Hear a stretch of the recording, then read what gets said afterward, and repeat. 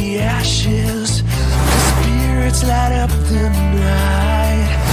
Now, we're live from the Untold Radio Network. It's Untold Radio AM with Monster Quest producer, host Doug Hajicek, and co-host Jeff Perrella Jr. Untold Radio AM is going live right now.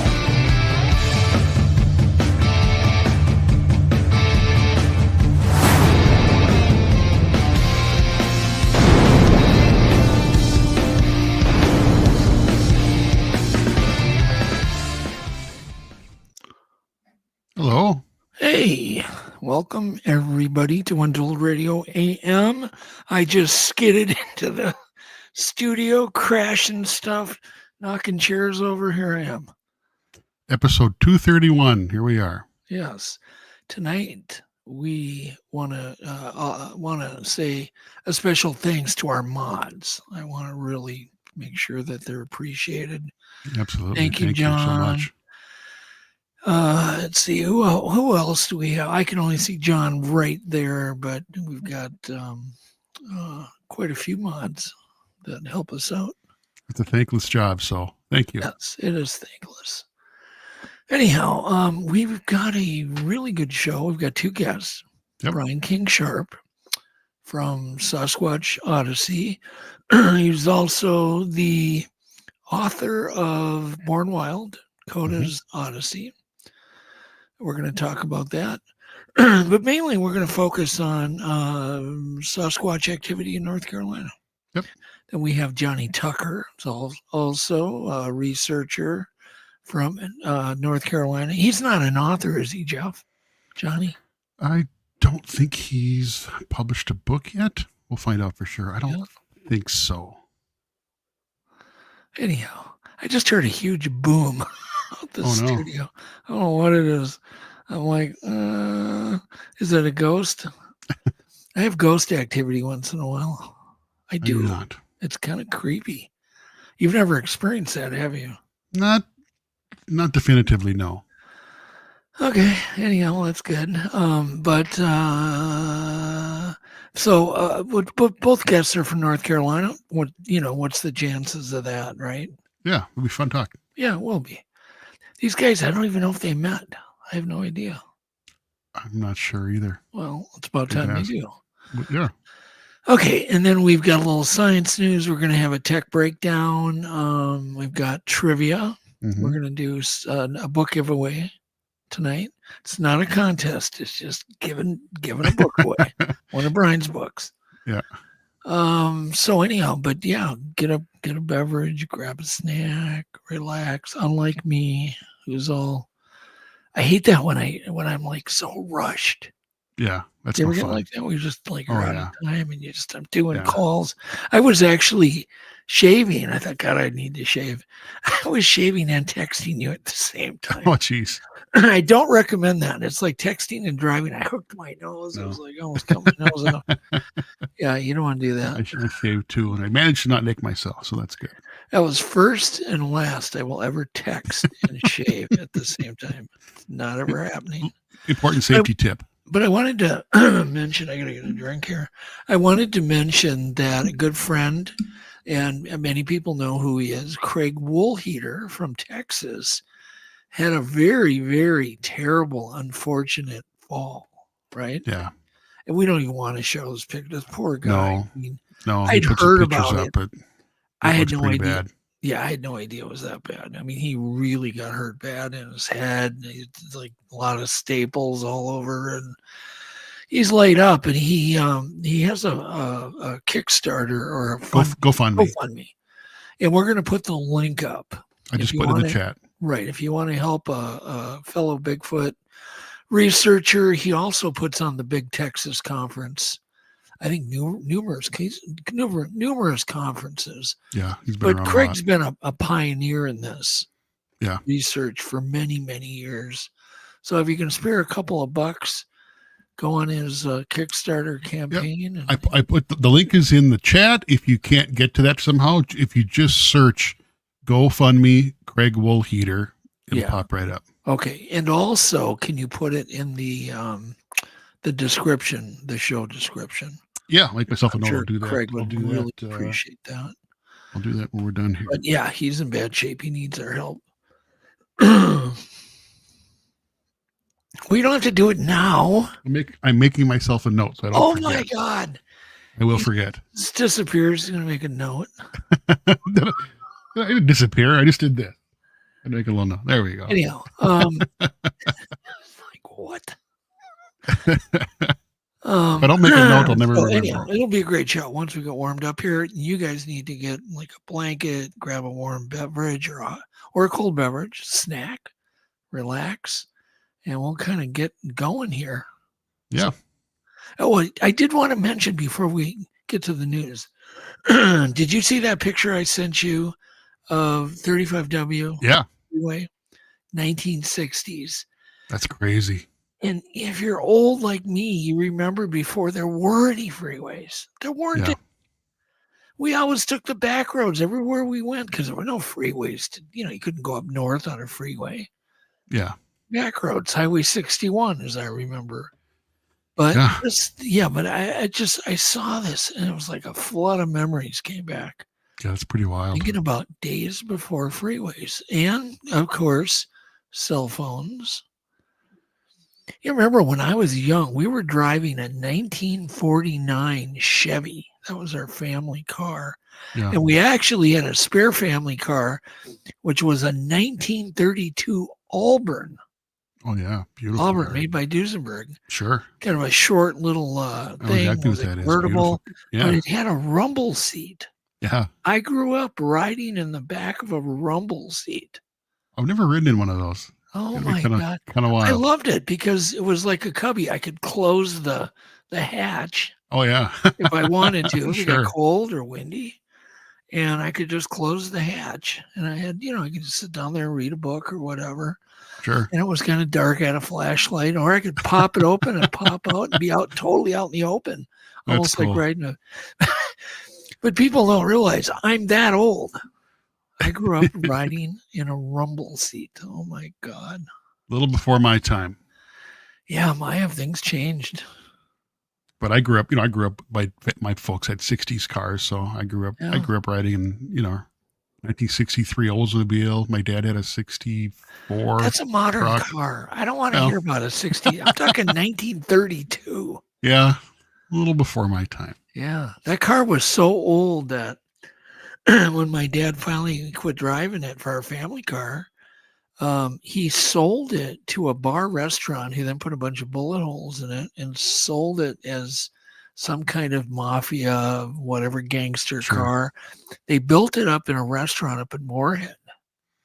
Yeah, you told me about that. Isn't it like built into it's like built It was inside built the building? in, and I discovered it by accident. You can't really When get it out of there. I was up in Fargo. I was editing The House of Babies. It was a TV show that I produced for Discovery Channel on babies being born by midwives. Wow. I don't know. I haven't always just done Bigfoot shows. Yeah. I was up there and it was, kind of desolate, nothing to do up in Fargo area, Fargo Moorhead in the middle of the winter. It's not a super exciting town. And I was staying in a hotel and I was hungry and I walked across the street and walked into this bar restaurant. Nobody's in there. And I sit down at the bar and I look to my left. And there is my family's car sitting there. And of course, they had a sign up that it was owned by some gangster. And I'm like, oh my God.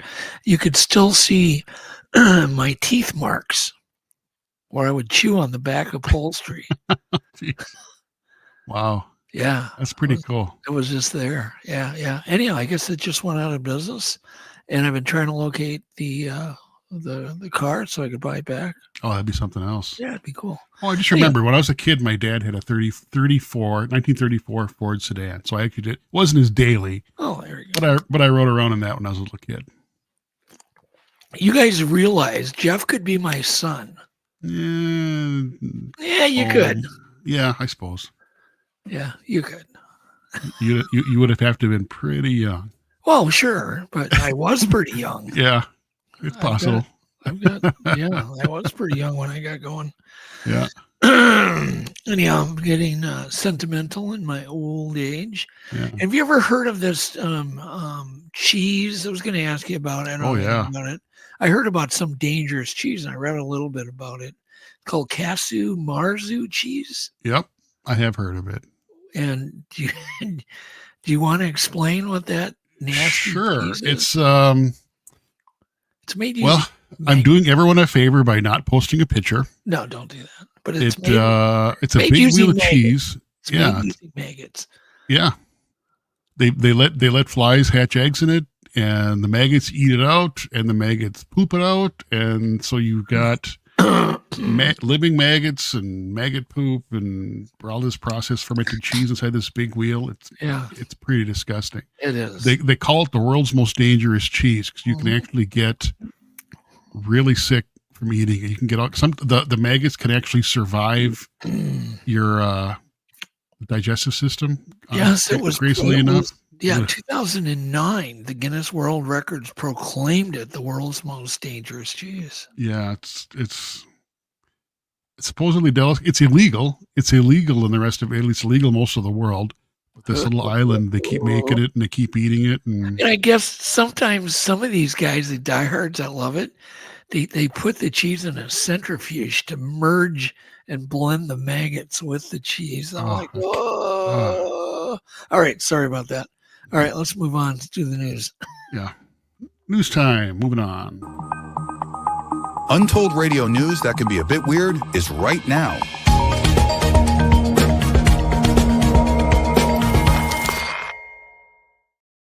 All right. Apparently, there's a asteroid's chance of hitting the Earth in 2032. Yep, the chances went up slightly yesterday. So if you get a car loan, make sure it's paid off before then. Yeah. But they said don't panic. The odds just got higher, but it's still a pretty low odds. It's going to really hit us. Yeah. I've actually been following the story a little bit. Yeah, it's pretty crazy. Yeah. So it says here, apparently they discovered it, and it's roughly the same size object that flattened a vast expanse in Siberia in 1908. That was when all those millions of trees got knocked down. Yeah. Literally. Yeah, it looked like a nuclear bomb. I mean, it's equivalent to a nuclear bomb going off. It was devastating. Yeah, I'm not sure. I wonder if it'd be worse hitting land or hitting the ocean. You'd think in the ocean it could cause some tsunamis, which might do even more damage. Who knows? But this is not a world ender. This is not going to end the world, but it could cause massive destruction depending on where it lands. And it's got a 1 in 43 chance of hitting the Earth and doing some destruction. Yeah. I guess 2.3% chance. Yeah, the sonic boom, I guess, could do some interesting damage. Yeah. It's not, if it hits, it's not going to be good. It's like I said, it's not a world ender, but it's not good. Yeah. So anyhow, we'll be looking for that. Yeah. Make sure you get all your mortgage and your car loans paid off before that happens, because you don't want to be dead and owe a bunch of money, right? Right. No. Okay. All right. Scientists are getting closer to a better source of rocket fuel. So obviously we know hydrogen burns and blah, blah, blah, blah, blah. But apparently NASA's been working on water or hydrogen propelled rockets since the 60s, which I had no idea. Mm-hmm. So apparently they're trying to get a plasma rocket from water using really, really high voltage. You know, that fourth, what do they call it? The fourth state of matter. Yeah, plasma. Yeah. Yeah. And it says here that NASA's been experimenting with electrolysis for rocket fuel since the late 60s. And it says, in fact, a 1969 prototype rocket engine was developed by at the Glenn Research Center. But apparently they're getting closer to, maybe it would work. Obviously, it would be a lot less pollution. Yeah. Even I'm shocked by the amount of pollution those big solid rockets put out. I believe that the propulsion device works pretty good on hydrogen. I could be wrong about this. Yeah. I believe, if memory serves, the problem is storing the hydrogen. It's not the easiest thing to store. Storing enough. Yeah. Yeah. But it's pretty simple to get that to do stuff. You can make engines run on hydrogen too. I witnessed a hydrogen rocket launch back in the 60s on a car Oh yeah, at the Minnesota Dragways. my dad was there. That wasn't it the Conklin Comet? Is that the one I'm thinking of? Yeah. Yeah, my dad was there too. I was there. Yeah, I can believe your dad was there. Yeah. It was funny too because Jeff's dad used to tag along with the crew that ran my race car Yeah. back a long time ago, Yeah. which is weird. Yeah. It's really Yeah, weird. you guys probably crossed paths, never even knew it. Yeah. Crazy. I met your dad numerous times. Who Anyhow, knows? so weird. Anyhow, so moving on. Apparently, speaking of quick things, scientists are getting closer to a better source. Oh, what am I doing? I'm reading the same damn headline. Yeah. Next one. Are you ready to? Aren't you going to say something about my No. age or Nah. you're gonna tease me? No, go for it. Just move on. I'll give you a hint. I'll give you The a hint. next one's about speed too. Yeah, Okay. this one. So, and I can't believe this. China's new train aims to travel over 600 miles an hour. That doesn't even I can't even fathom that, right? No, that's crazy. But apparently they're going to use, this maglev technology. So it's really a zero contact with the train, the maglev, yeah. ground, and the rails. But still, could you imagine the sense of speed you would have going that fast, that low, right on the ground? Have you ever been on a fast train? Only in Europe, and they Yeah. was maybe 90 to 100. Oh no, I've been on the tunnel train, and on the continent side, the tunnel train does. Oh, I can't remember. It was over 100 miles an hour. It was moving. Yeah. It's crazy. Well, the trains in Europe are just light years ahead of ours. Yeah. Like you can't even compare them. That's Yeah. crazy. Speaking of trains, I got to help design the door seal for the metro train Oh, here about a year ago. So that was kind of cool. yeah. Yeah, Heavy trains are door cool. seal. Yeah. Like this thing weighed like 25 pounds. Oh wow. Okay. It says here, we don't need the picture up, but I do want to talk. It says here they're looking to hit 621 miles an hour. That's crazy. And apparently they're at 387 right now. They can go that they're experimenting or whatever. So, I mean, it's just insane. It would be very cool. And I would imagine this thing has to be really, really aerodynamic. Yeah, no kidding. Yeah. I mean, yeah, the drag at that speed got to be incredible. Well, hand it to China if they can do it. Yeah, we'll get after it. At some point, we need to improve our trains. They're from 10 technology. I know when they first started, when trains first started, they've improved them a little bit since then. Yeah. The early train tracks, but not much. There's still a lot of stuff moves by rail. For bulk, yeah. bulk stuff, rail's still the best way to move it. Oh, yeah. No, I think trains are cool. I just don't want to be forced to ride one to, go around town. Right. That wouldn't be fun. All right. Rare anglerfish. So apparently swam to the surface.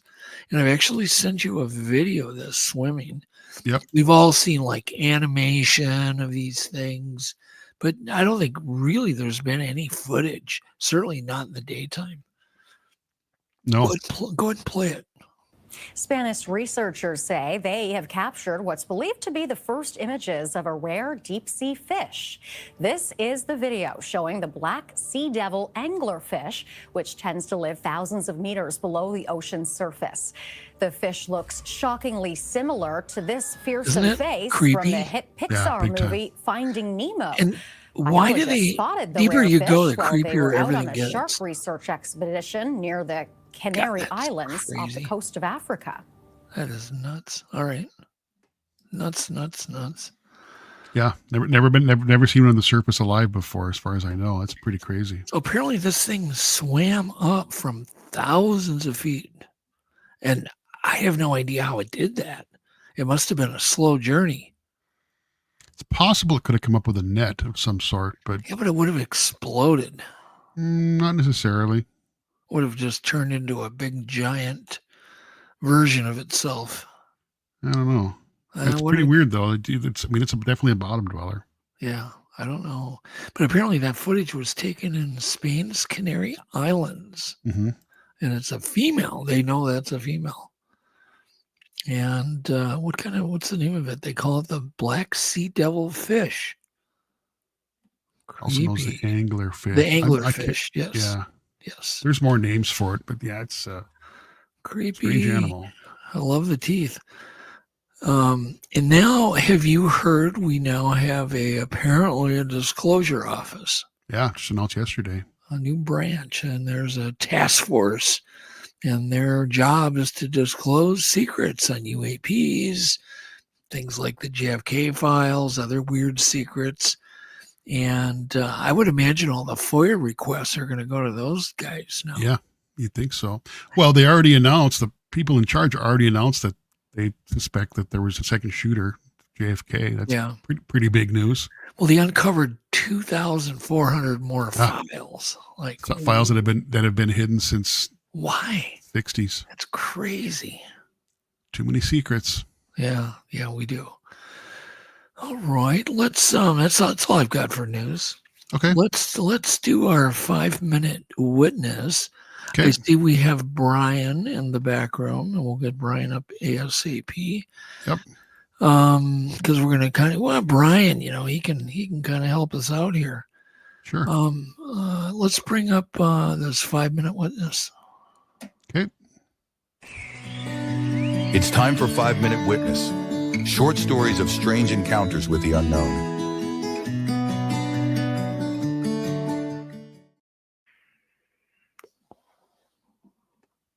Yeah. Okay. All right. It was 1954 in October, a week or 10 days before Halloween, and Ronnie Joe Phillips and myself were playing at his house. And we had been talking about Halloween, so we had that on our mind. We heard this noise coming from the neighbor's house. It was a tapping sound. Just out of curiosity. This is a weird encounter, Jeff. We took off, went over and looked behind the house to see what was making the noise. When we walked around the corner of the house, there was a Bigfoot squatted down. He had a piece of firewood in this hand, another in his right hand, and he was driving it into the ground and turning this dirt over, kind of like shoveling it over. I assume using it like a hammer, yes. Mm-hmm. Well, the first thing that went through our minds was it was somebody in a Halloween costume. So we ran about 15, 20 feet and stopped and turned around. And about half scared and half giggling because we just knew it was a Halloween costume. Well, this thing come out from behind the house, took a couple steps away from the house, seen us, stopped and turned straight to us and just looked at us, sort of showed his teeth almost like a smile or the way I see dogs now and again do it. We looked at it, and I got a good look at it. It was about 3 or 4 o'clock in the afternoon, clear day. We was in a mowed yard. I could see him from tops of his feet to the top of his head, and I was looking for some sign that it was a costume, and I didn't see any. When he showed his teeth, we left. We went running to his mother's protection. Yeah. And we couldn't get her to look outside. But that was in 1954, and I was no more than 15, 20 feet away from it. Daylight, nothing between us. Just a perfect sighting. He looked human to me with hair. He had a dark complexion like a black person. His nose was maybe a little wider than a human's nose, but it was shaped pretty much like a human's nose. He had lips that were heavier than most humans, but I have seen humans with almost that big lips. His teeth was like human teeth, only scaled up, of course, for his size. And he was about 7 foot tall, and I judged that I knew a man that was 6'9", and I know this thing was at least as tall as he was. Anyhow, that comes compliments from Charlie Raymond at Kentucky Bigfoot Research Organization. So thank you, Charlie. Just think about all the stories. I mean, there's so many stories like that we know about. Think of the thousands and thousands of stories that have never been told. People just keep it to themselves. There's just so many stories that are compelling. It's endless. It's endless. Literally endless. Yeah. And I love hearing the older ones. I mean, although this was recorded recently, he's telling it from 1954. Yeah. So it's cool. I love the kind of tool use he describes. That's very unique. It's very rare. Yeah. Super rare. Yeah, those old stories are valuable. They're not contaminated by any other preconceptions or anything. It's pretty interesting stuff. Well, let me I've got clips and stuff, but we can do that with these guys on. Sure. I've got tech breakdown too. I want to do. Maybe we'll do that first, and then I'll introduce Brian and Johnny, and we'll get those guys on. So let's do tech breakdown. It's really quick tonight. Okay. But kind of cool.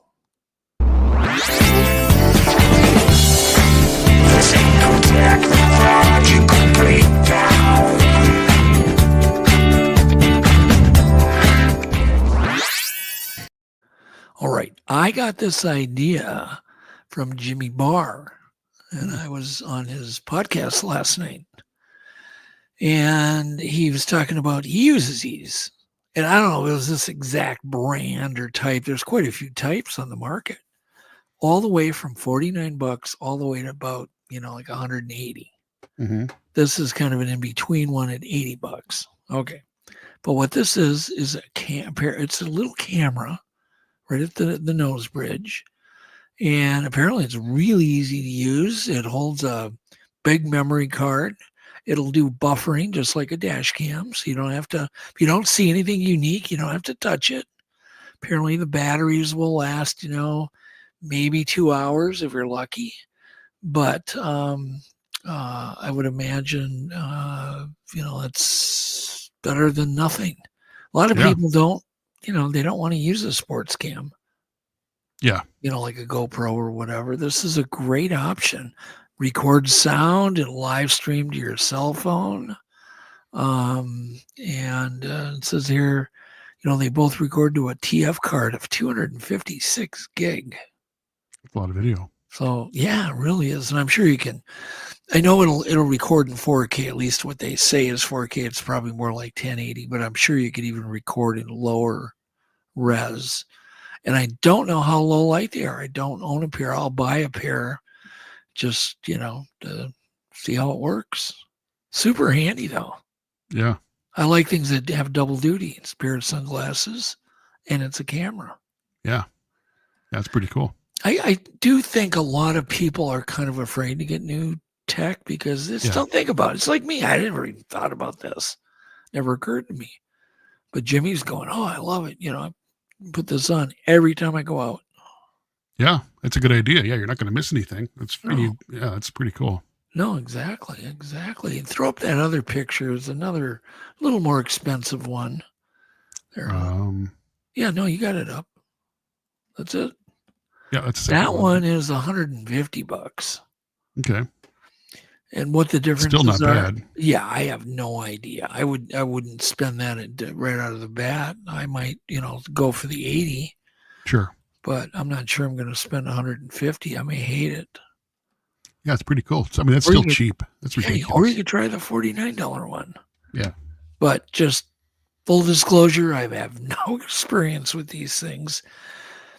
But if you think about it, it's going to have that 3.6 millimeter lens and all these cell phones, all these freaking dash cams, all the same. It's the same dang camera. Mm-hmm. It's not much of a camera, but they're very wide angle. Yeah. Super wide angle. Yeah. Pretty cool. Yeah. And that's it. Okay. I'll get you a pair, Jeff. I'd try it. Yeah. I'd probably have to clip it on I can't see anything without my glasses, so I'd have to get creative. Yeah. Well, we could just pry the camera out and glue it to your current glasses and just leave it out. You'd have to do. Yeah. Go hot glue. Yeah. Stuff works great. All right. Let's get these guys on. Let's first introduce Brian. And Brian King Sharp, he's a native of northwestern Georgia, and he's been captivated by the mysteries beyond our understanding since he was a kid. And obviously he was enthralled by tales of hairy creatures in the mountains near his home. Apparently he had a personal encounter when he was a child, and then it kind of ignited his fascination. And like a lot of people, he decided to, he got into podcasting, all this stuff. But before that, he was a police officer for 16 years. It's quite a career. And then he turned his passion into a hobby. And now he has one of the number one podcasts, on the topic. Yeah.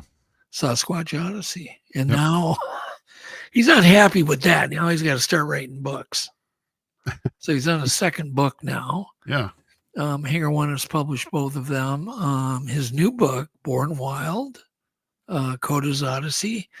Let's bring Brian on first, and I want to play his spot. Okay. So.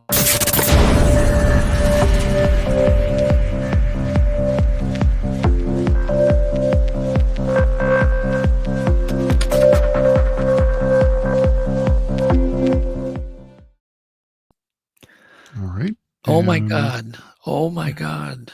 Yeah. Brian got the stamp, the disclaimer stamp.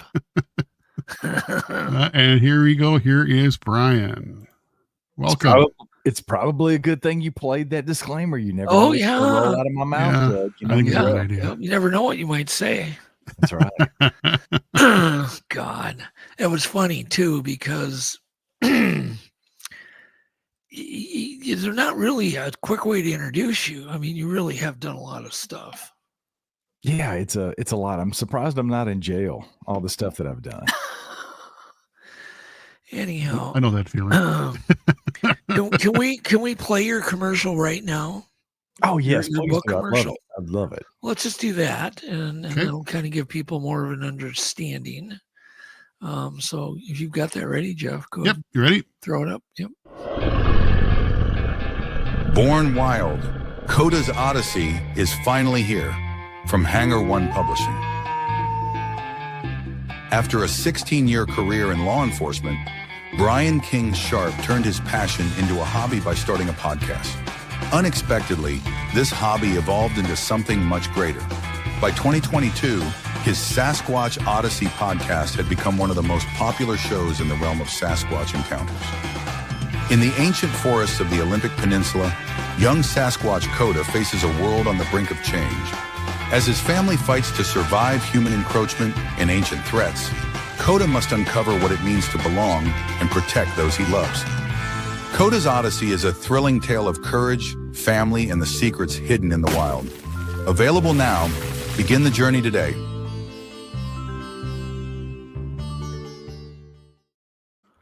That's a great ad. So, did Coda throw rocks in your book? Coda throw no rocks in the book. At least volume 1, but there's going to be other volumes. There's no telling that. Of course. But what a great concept. So this is a POV through the Bigfoot's eyes. Yeah, man. And the funny thing is, Doug, I do not like fiction. I am not a fiction reader. I've never been into fiction. Now, I've read some fiction in the past, like, the Harry Potter books. I've read I'll admit it publicly, I read the Twilight series, the vampire books from back in the day. I got into those. But by and large, I do not like fiction, specifically when it comes to Bigfoot. Yeah. I like those scientific books. I want to read John Bindernagel. I want to read John Green. I want to read the classics. I want to read Meldrum. But I've had this story. Coda's story was rattling around in my brain for like probably 8 or 9 months before I decided to actually write the book. And I remember one night it was late at night. I couldn't go to sleep. And I was talking to Danny and I was like, I have this idea of writing a book from the perspective of a Sasquatch, but I want it to be something that somebody follows from beginning to end. So how better to do that than have a Sasquatch be born in the beginning of the book, and then you follow that journey throughout its entire life. That's so cool. Is that 80 years? Is it 120 years? Who knows how long it's going to be? but I wanted to tell that perspective, and I had these characters in my brain, and it just would not leave. So it rattled around for about 7 or 8 months, and I finally decided I was just going to write it to get it out of my brain. And I sat down and wrote the book. It probably took me about a month and a half to write the book. It was pretty long. Wow, that's fast. Yeah, it just kind of rolled out. I sit down anytime I'm doing any kind of a big project like that, like Sasquatch Unleashed. I set out with the goal of doing 100 words a day. I said, let me just write 100 words a day. And as long as I do something, it'll turn into something else. I think the first chapter originally in the book, it's not that way now, thanks to Danny. Danny did that. He took what I had written and condensed it down because he does read a lot of fiction. Before I even sent the manuscript to you guys, the first chapter was like 12,000 words. It was a monster chapter.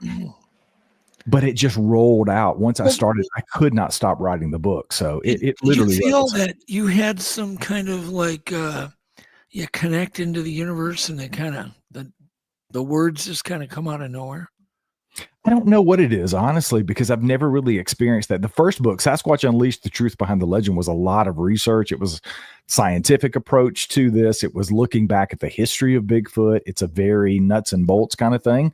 So it was a really, really different process. And that was the first book I'd ever written. So it was really tedious for me to get through that. And it still only took me probably 3 to 4 months to write that book. But this one just, again, it just flowed out. And I think it's because of me doing what I do. I talk to people every single day who have these types of encounters with these creatures, and I wanted to incorporate some of those things that I had been told. And moreover, I wanted people to be able to pick up this book and say, yeah, it's a fiction book, but let's look at things from the perspective of the Sasquatch and answer some of those questions, at least for me, looking into the subject that I've never been able to answer. It's fiction, right? So I can take liberties and. No, but it's not. It's not, because you have listened to hundreds and hundreds and hundreds of witnesses. So in a way, it's fiction, but it's a combination of knowledge. That's true. That's true. It's kind of like historical fiction. Okay, so Brian, it's not like somebody goes, has no interest in the topic, but just goes, hey, I want to write a book. It's a cool concept. You actually had the knowledge. That's you true. have to look at it as more of it's fiction, but it's based on truth. Yeah, like historical fiction. Historical fiction. Yeah, I never really looked at it that way. I just thought it was, Damn it. and I was apprehensive about writing a fictional book because I do take this seriously. People who listen to my show know how serious I am about the subject. And if you read Sasquatch Unleashed, you know it's a very serious book. So I was very apprehensive about putting this out there, but I thought, there is a huge market for fiction. And if I can insert myself into that and bring more of a reality to it based on my experience from interviewing all these people. I looked at it the other day. I've been talking to people all day doing interviews before this, and I've said it to a couple of people. I'm almost 600 episodes into Sasquatch Odyssey. And if you take into account all of the speaking engagements I've done, book signings, and being in front of people at Bigfoot conferences and festivals that have told me their story, I've probably interviewed over 1,000 people at this point. So all of that went into that first volume of Coda's Odyssey. So yeah, there was a little bit of everything. I struggled with introducing the human element into the book because I want this to be certainly from the perspective of the Sasquatch, because I don't think very, very many, if any, books have ever really done that. No, I've never heard of it. So I was apprehensive, but it is a part of the story. It is a part of their journey just as much as it is for those of us who are interested in the subject. So obviously humans come into play. And from what people have told me that have read the book, I've shared a couple of the first chapters in the book on the podcast. I've narrated those for people to get some interest in the book. And by and large, I've gotten tons of emails from grown men saying, damn you for making me cry in the very first chapter of the book, because the very first chapter of the book is the birth of Coda, but there's also a loss at the same time. And people have really connected with that. And I think it really made them connect with the characters, because ultimately I wanted it to be a book that people connected with the characters as much as I did. Because when I narrated that first chapter of the book, I got emotional on the show reading it back. and I created it. So Wow. that's the kind of connection that I wanted people to have. And so far, so good. I mean, everybody who's read the book has picked it up and told me that they've immediately connected with the characters, and that's really all I could ask for. Well, So. what a great movie. If you're going to do if some producers hearing this, what a great perspective for a proper Bigfoot movie, Yeah. right? Yeah, it's one of the first couple of proper emails. movie. Yeah, the first couple of emails I got from people who just listened to the first couple of chapters of the book, and then eventually, when the book came out, they were able to pick it up and read through. In a couple of days, they got through the entire book, and they sent me an email and said, "I can imagine this being a movie of some sort if somebody would pick this up and do it in that way, like write a screenplay and somehow end up doing this movie. They could certainly see that being a movie." So I don't know. I would be open to that. I love the story. I love the characters. I'm already thinking about the second book and the third book. So I just haven't been able to start it because I've got so much on my plate at this point. But yeah. So Brian goes, sounds like I volunteered to make the movie. It'd be a pretty damn good movie. It really would be. It'd be a great series too. I think so too. Because Bigfoot's always portrayed horrible in all of these films, almost all of them. That last one we went to was, wow, it's 99% of them are just, in my mind, trash. Yeah, and there's different, obviously there's human encroachment, there's the human element to this, but there's also a rogue Sasquatch character in this book, Adenoa, who is a constant threat in the beginning of the book. And as that story progresses, you get to see, in my opinion, it's a very humanized way of looking at Sasquatch. But most people that I've talked to that believe in the flesh and blood theory think these things are very close to us. So I tried to make it as human as possible, but still them being Sasquatches and them being clans. And I introduced so many different clans and different characters in the book that will eventually have their own moments later on in the series. I'm sure at this point, I imagine probably 5 books at this point that are in my head rattling around. So there's plenty more to come. But yeah, I wanted it to be specifically about the Sasquatch from their perspective, but there is a human element to it because I think it makes it easier for us to connect with the characters, Sure. but it allows them to still be Sasquatch, if that makes sense. Yeah, that makes total sense. Well, I definitely want to congratulate you on just getting it done, getting it out there, having it turn out so good. And I want to give away one of those books tonight if we can, Brian. Absolutely. I thought we could do so. Let's bring Johnny on. I want to introduce Johnny. I thought we could play just some general trivia, but I'm going to pick somebody from the audience, and all they have to do is pick who said the right answer. So it's going to be either you, Jeff, or Johnny. So I'm going to, this is like 10th grade level trivia, I think. Well, okay, then my money's on myself. I'm going to go. Yeah, whatever. We're going to have people bet on you guys. So Gotcha. anyhow, we'll pick somebody who wants to do that, and somebody can start, begging to be on it. And in fact, if you wanted, we could even bring them on too. But Johnny, okay, let's get to Johnny. So it says here, so sometimes the child in you wakes up and takes you on an adventure into the unknown. And this is what happened when Jonny Tucker moved to North Carolina and decided to explore his childhood fascination. What does that sound like, Brian? Sounds just like you. Tucker traded in his golf clubs for a recorder and a camera. And after 3 years of dedicated research, on an overcast day, Tucker found what he was looking for. And so I'm not gonna mention any more of that, but he does have a YouTube channel. We'll talk a little bit more about that later. But let's go ahead and bring Johnny on. And you don't have to give him the rubber stamp, Jeff. Did that once already. We already Okay. did it. Yeah. All right. Just Brian Welcome. got the rubber stamp. Welcome. Hey, Welcome. everybody. Hey, Hello. Johnny. Hey, Doug, Jeff, Brian, good to see you again. Hey. So do you guys know each other? We do. I've had Johnny on my show in the past. I'll see. Our sister show over on Paranormal World Productions, Wayne and Tiffany have had Johnny on over on Paranormal Odyssey as well. So yeah, Oh, great. pretty familiar. So Tiffany, we all had him on. We too. all got together at the Gatlinburg or the Smoky Mountains Bigfoot conference last summer. Yep. Good times. Well, here I thought I was going to introduce two people that lived in the same state that are both into Bigfoot. Hell no. You're 1,000,000 steps ahead of me, Brian. I try. Yeah. Anyhow, so Johnny, Yes, sir. did you have an encounter where you saw something? Because I don't know anything about Yes. your encounter. Yes, April of 2023 had a Wow. road crossing daylight sighting. Wow. After three and a half years of doing some hard research and investigation and coming up with some great stuff, I finally see one. Well, good for you, I guess, but it's life changing, isn't it? It was fantastic. It was justifying. It kind of makes all the research and all the hard work and hours pay off. Yeah.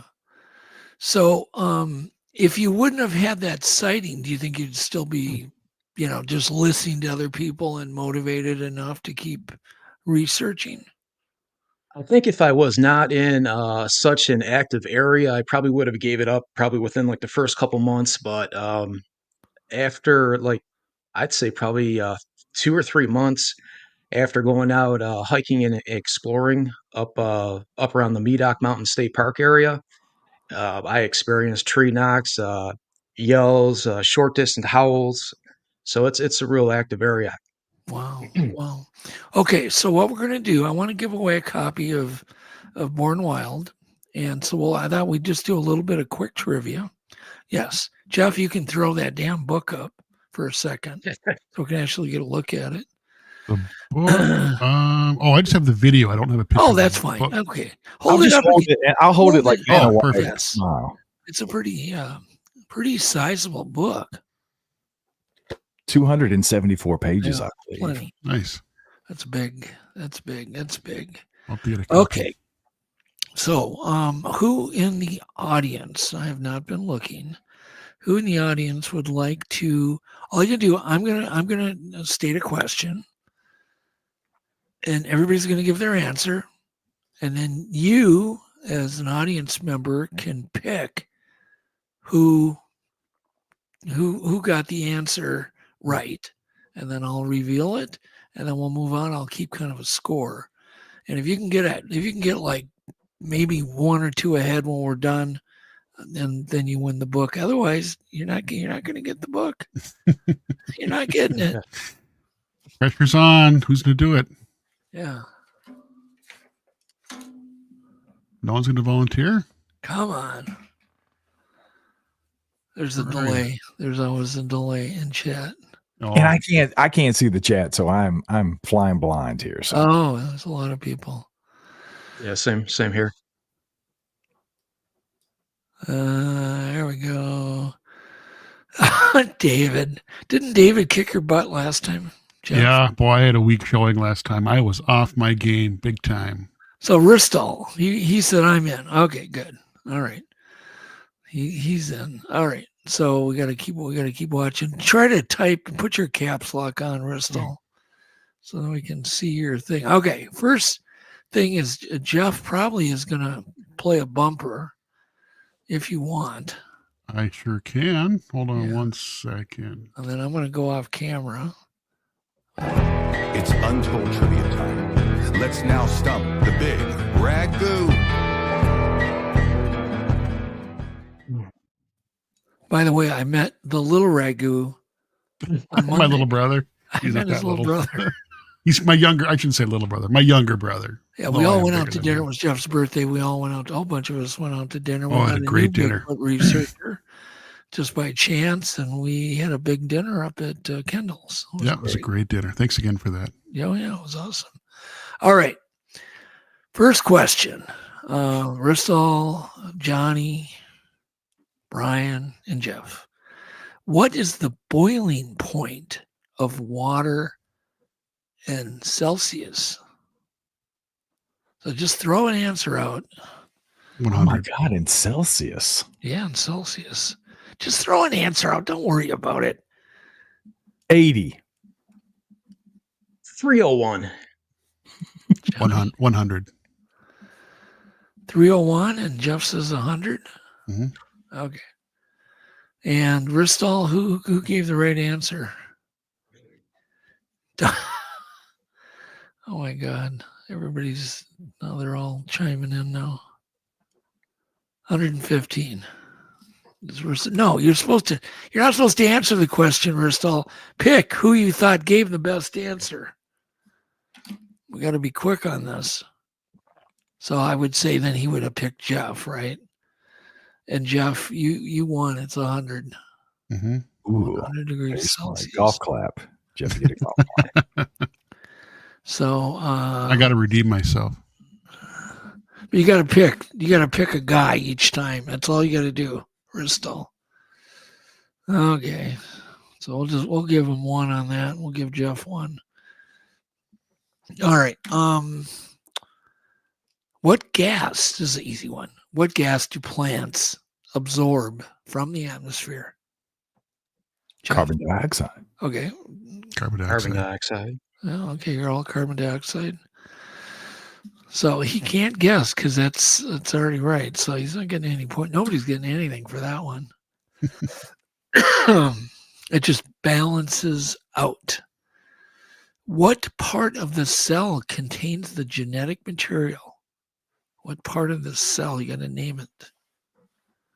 The nucleus. Jeff says the nucleus. Brian. Yes, I concur. I concur with the big ragu. Concurs. Johnny. I would say the nucleus also.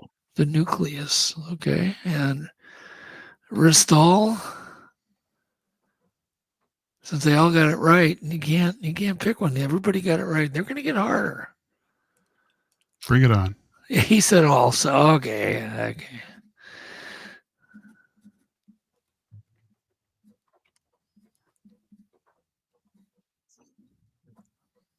All right. What do we have here? What is the word for the process by which plants make their food? What is the scientific name, Brian? Photosynthesis. Yes. That's a good guess, Jeff. Yep. That's what it is. Is he right, Ristol? Are they right?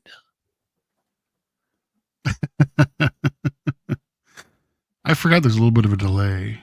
Yeah. Oh, yeah. Yeah. Okay. Who is the father of modern physics? Who is the father of modern physics?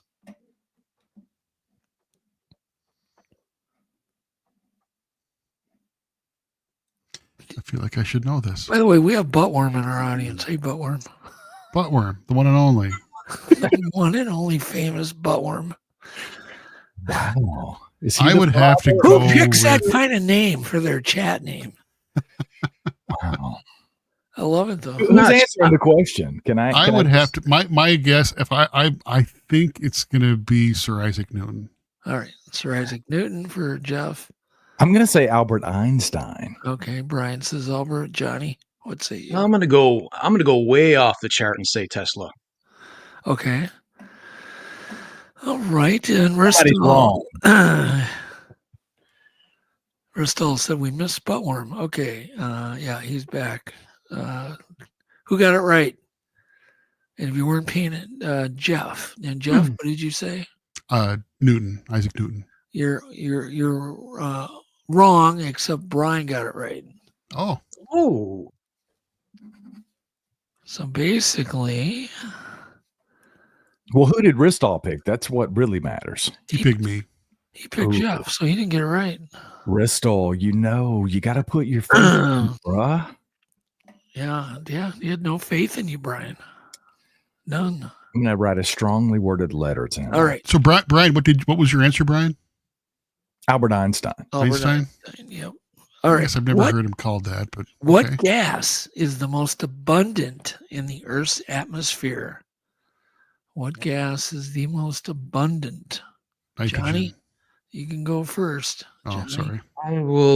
I'll go with hydrogen. Okay, hydrogen for Johnny. Jeff, Nitrogen. nitrogen. Brian, Nitrogen.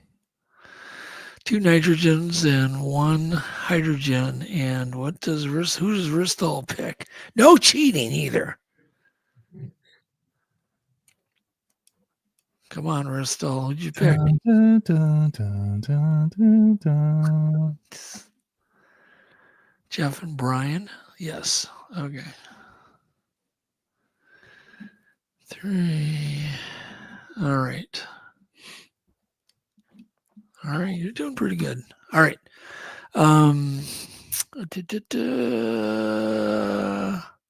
What unit is used to measure force? What unit is used to measure force? And we'll have Johnny go again first. I'm going to say joules. Okay, that's a good guess. Brian? I have no idea. No idea. Well, that's an answer then. No idea. Yeah, no idea. Come on, give me something. How I, about the smack? yeah, I'll copy Johnny and say joules. I have no No, idea. it's okay. And Jeff? I believe it's newtons. Yeah, you do? My answer is Newton. And who does Ristol pick? Who got it right? Newtons or joules? Ristol says Jeff. Yeah, it's newtons. I believe joules measures energy. Yeah. Energy. Yep. You were close, Johnny, but no cigar. Jot that down here. Yeah, like you would measure like the power of a motor by newtons. Yeah. Well, yeah, like in Newton, like you can measure torque with Newton meters. Right. Like it's the metric equivalent of like foot pounds or pound feet is actually more correct. my old I Corvette. have a torque wrench. I should know that. I'm a mechanic. Yeah. My old Corvette puts out 300 Newton meters at the rear wheels. Yeah. Yeah. See? All right. That one's too easy. That one's too easy. Oh, what is the powerhouse of the cell? What is the powerhouse of the cell? Brian, you're going to go first. I'm going to say the mitochondria. Good. That was a good guess. Jeff? Ugh, man. Oh, and you guys can't look at chat either. I turned it off. I'm not looking. I have no idea. Oh, I can never see it in the beginning. What is the powerhouse of the cell? I really have no idea. It's not pizza. It should be garlic. Cells are powered by garlic. That must be it. Johnny? Boy, I have no clue. I'm going to go with off the wall and say Tesla. Tesla. I love it. Everything's Tesla. So, and Brian said mitochondria, right? Mitochondria. Yeah. What did Ristol say? Who's right? Well, he's got to pick somebody. I don't even have an answer. I would. The only thing I could think of was mitochondria. I really don't know the answer. Come on. I'm thinking hard. I can't remember. Oh, did he say Brian? Yeah. Yeah, he did. Sorry. Yep. Brian. Brian, you're right. It is the mitochondria. Yeah, I'll give that one to Brian. How many has Ristol gotten correct? Huh? Doing pretty good. So you're kind of basically tied. You and someone's got to pull ahead, and I'm going to give the book away to him if he can pull ahead on the next. If he can't pull ahead, he ain't getting the book. Pressure's on. Or I could just be bluffing and he's going to get the book anyhow. Don't tell him. You never know. Which organ filters waste from the blood? What organ filters waste from the blood? And I'm going to start with Jeff. Kidneys. Kidneys. Brian? I think Jeff's right, but I'm gonna say something different. I'm gonna say the liver. Liver. And of course, if you say Tesla again, Johnny. I was thinking the liver also. Liver. Okay. And Ristol, what say you? Who got it right?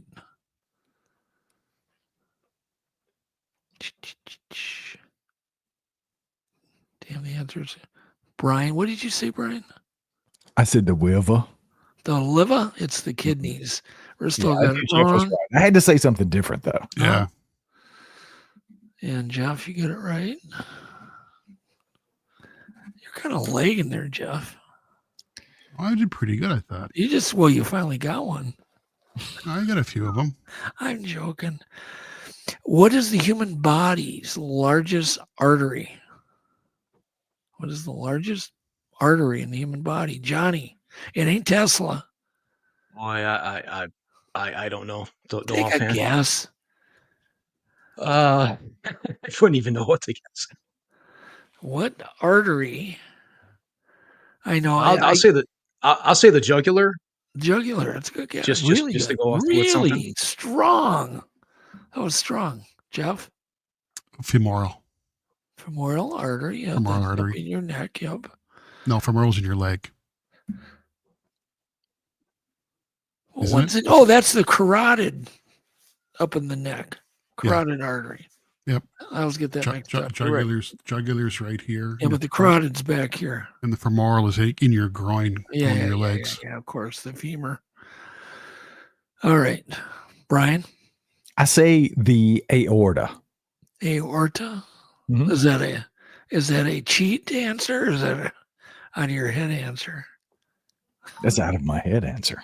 Well, yeah, you were a policeman, so you might know things like that. Yeah, so I think they have to teach you that. I think you go through a lot of that kind of training, don't you? It is the what? Let's see. What did I can't keep up. Somebody help me with Ristall. Keep an eye on that man.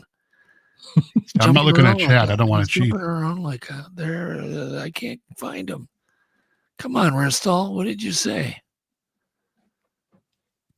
Oh, there he goes. Jeff. What did you say, Jeff? Femoral. Femoral. Okay, you got it wrong, Ristall. It was Brian. Yeah. Brian's pulling ahead here. Ristall, dude. Put your faith in the Yeah, force, my friend. Yeah, you get one more wrong, Ristall. You're not getting that dang book. What is the chemical symbol for gold? 2-letter symbol. Johnny, just say it. Tesla. Just say TS. Yeah, Ristol, I'll make it easy on you. I'll go with Tesla. I'm starting to like you, Johnny. Jeff. AU. Symbol? Huh? AU. Okay. Brian. AU. Jeff's AU. correct. Well, what did Ristol say? He didn't pick anybody. He's just laughing. He said he's just laughing. Oh my God. Okay, I'm just gonna say this one. He's got to get it right or he ain't getting the damn book. What is the main component of natural gas? What type of gas is the main component of natural gas? Johnny. Methane. He says methane. What do you say, Jeff? I believe it's methane. Brian. Yeah, I think it's methane. We don't want any farting from guests. So you're saying methane? Yeah, I would say methane. Okay. And so they all picked methane. Mhm. Yeah. Well, then that kind of blows that. I got to do another one then. Were we right or Well, wrong? Ristol could call us liars. All right, here's a hard one. He could say, yeah, it's not right. Who is known as the father of the periodic table?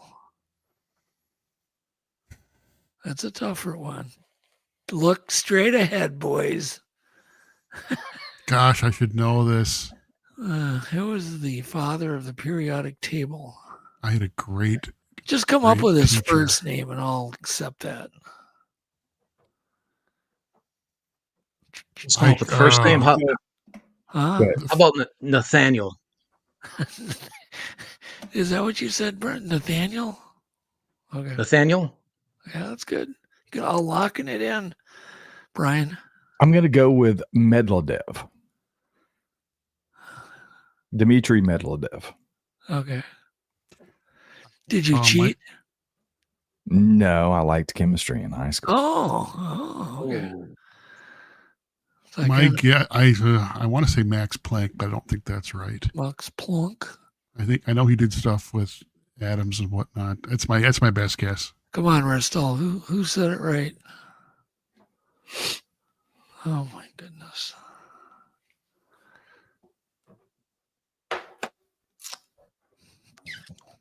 Yeah, who got it right? He said Brian got it right. Yeah. Oh, He got it right. All right. I think I think Restall has done okay. I think he gets the book. What do you say? He earned a book. Good job. good job, Bristol. I'd say Brian's first, Jeff second, Johnny. He blew it with all his Tesla answers. He blew it on purpose. Johnny did. Anyhow, so yeah, we're gonna send you that book, Ristall. Please email me your address. Email Jeff. He's got Jeff of these P. books. Jeff P at untoldradio.am.com. Yes. Or I'll type it in chat just so everybody has, so you have it here. There we go. All right. Well, let's talk Bigfoot, guys. Yeah. You know Johnny's story, obviously. Do you still remember it, Brian? Most of it, yes. Most of it. So, Johnny, tell us what happened. I want to, obviously, it was a road crossing, right? We already know that. But I want to know the details. Okay, yeah, it happened April 2023. It was a cloudy day. It was 2:30 in the afternoon. Actually, Jeff, you have some pictures of the road. Let me see which one it is. It might be 20 and 21. But I was driving on a 2-lane country road, and there is a straight part, and then you come up a slight incline. And to the right-hand side, it's just the road. There's the tree lines, probably about 20 feet on the left-hand side of the road. It's a pretty short step up. It's a real narrow shoulder, so it might be about a 2 or 3 foot step up. Beautiful. Yep. And I was headed in this direction here, and what was happening? There was a truck pulling a trailer coming down the hill. And around here, the trailers are kind of like, I think the name might be like a big Tex. It has like a fifth wheel hookup in the center. So when I hit the straight part and was looking up at the hill, I can see the truck and the trailer coming down. There's something standing on the right-hand side of the road, and it's at the moment, it was right between the truck and the trailer where that fifth wheel hitch is. What's interesting and probably the most crucial part of this is that the creature's head and its left arm, because I'm watching its left profile the whole time crossing the road, the head and the left arm was much darker than the hair on its body. The hair on its body was either a light tan or like a blondish color. It was lighter than a deer. Really? And it's strange. It was standing. At first thought, I had all these thoughts going through my mind, just like rapid fire. I thought maybe it was a busted tree up on the right hand side, but then that really didn't make too much sense because it was farther from the tree line. And when the truck and the trailer had passed it, it swayed back and it started walking across the road. And the first red flag that came out was that ever though that like the truck and the trailer was coming downhill, it was much taller than like the highest point of the trailer, if that makes any sense. So I kind of figured maybe it was just like a tall hunter looking for its dog. Up around here, they hunt with dogs a lot, and the dogs go astray, and then they try to find them afterwards. Let me stop yeah, sure. You, Johnny. There's a reason I'm stopping you, because why is it everybody who sees these things always comes up with something else they think it was? I think that's what your mind is processing at first, just trying to make logic of it. Yeah. But isn't it that's what screws us up for not grabbing our cell phone? Because we spend so much time, even if it's You know, I was up on this road a million times before, and being 2:30 in the afternoon, you would never think a Sasquatch is going to walk across the road. When I'm up in that area, say like the morning time, evening, I'm always have my phone up on my dashboard, just recording, but never in a million years 2:30 in the afternoon. I mean, it just like took me by surprise. So it swayed back, started walking across the road, and I started to get the side of its head. Uh, I could see the side of its head coming into focus. Um, it had a big head. What I described it before is kind of like a football shaped. It was peaked up on top, and it was peaked down at the bottom, which I would assume where its chin would be. And by the time it got into the center of the road, the center lane, I pretty much just had a clear, looking right up at it, just a clear, unobstructed view. And it had a big head.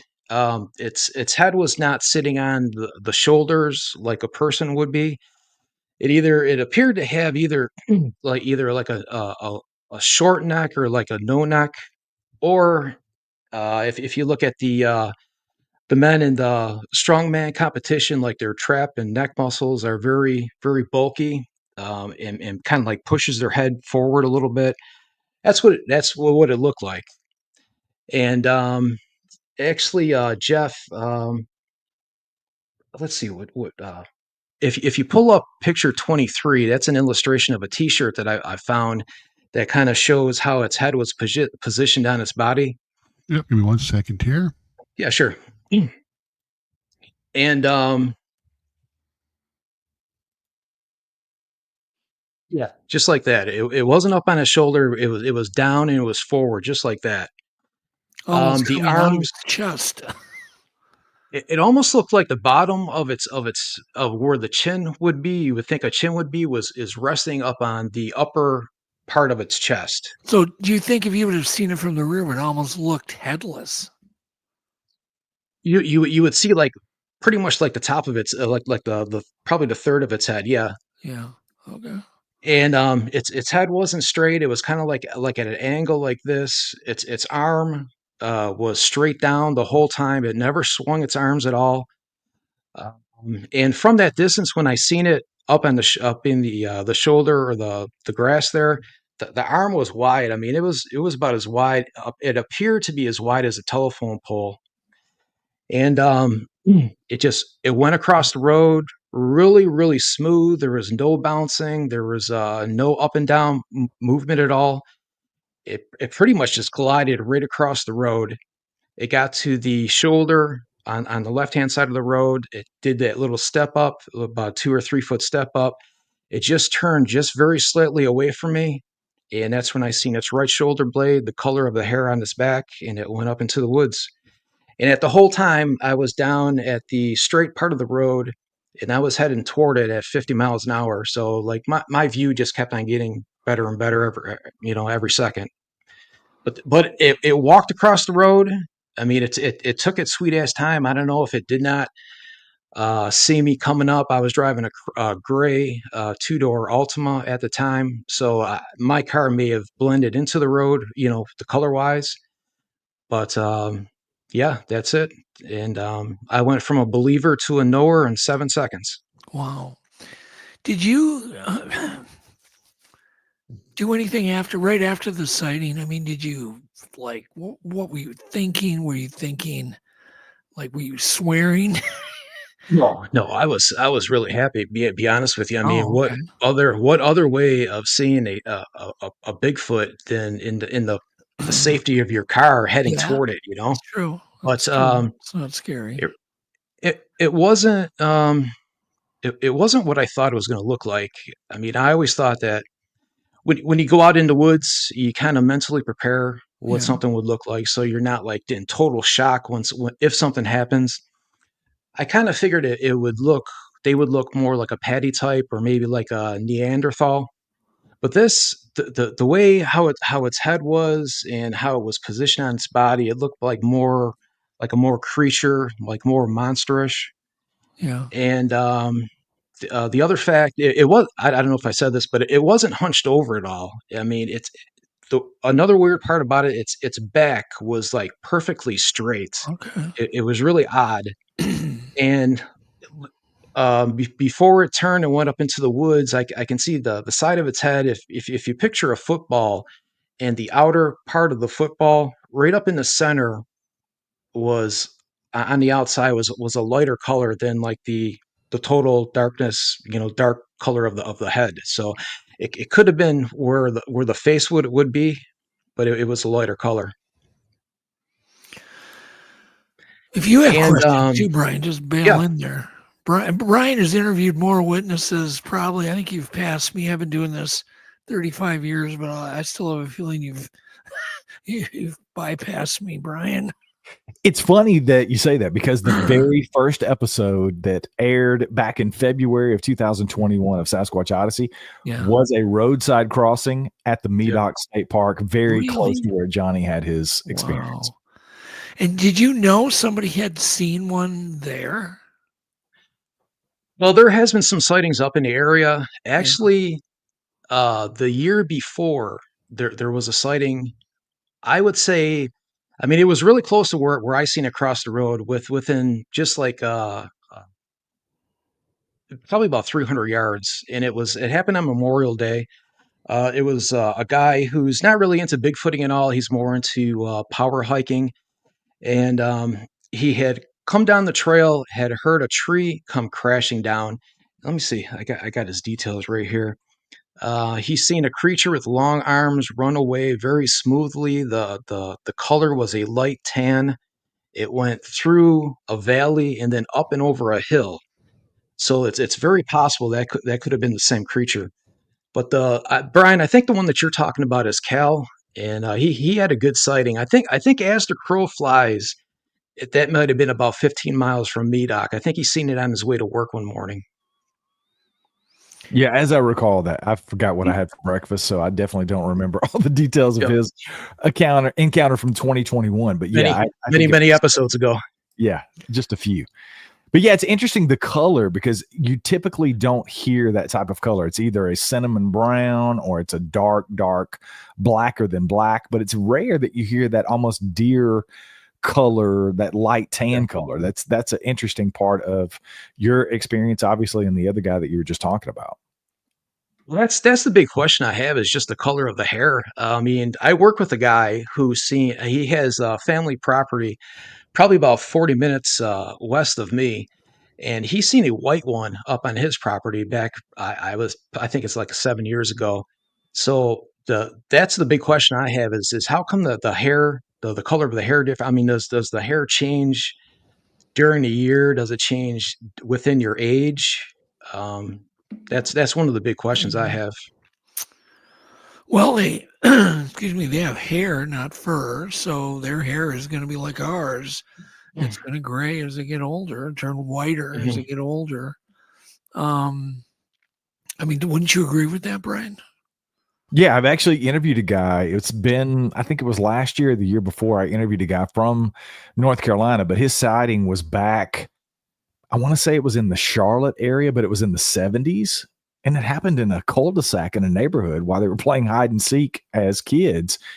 They had this white Sasquatch that was out shaking a tree and stepped over like a 6-foot barbed wire fence and disappeared into the night. But it's rare to hear those different, like white and light tan is a very different thing than a dark black or even a dark brown. So yeah, I think they're very much like humans. I think if you're out in the sun, your hair will lighten.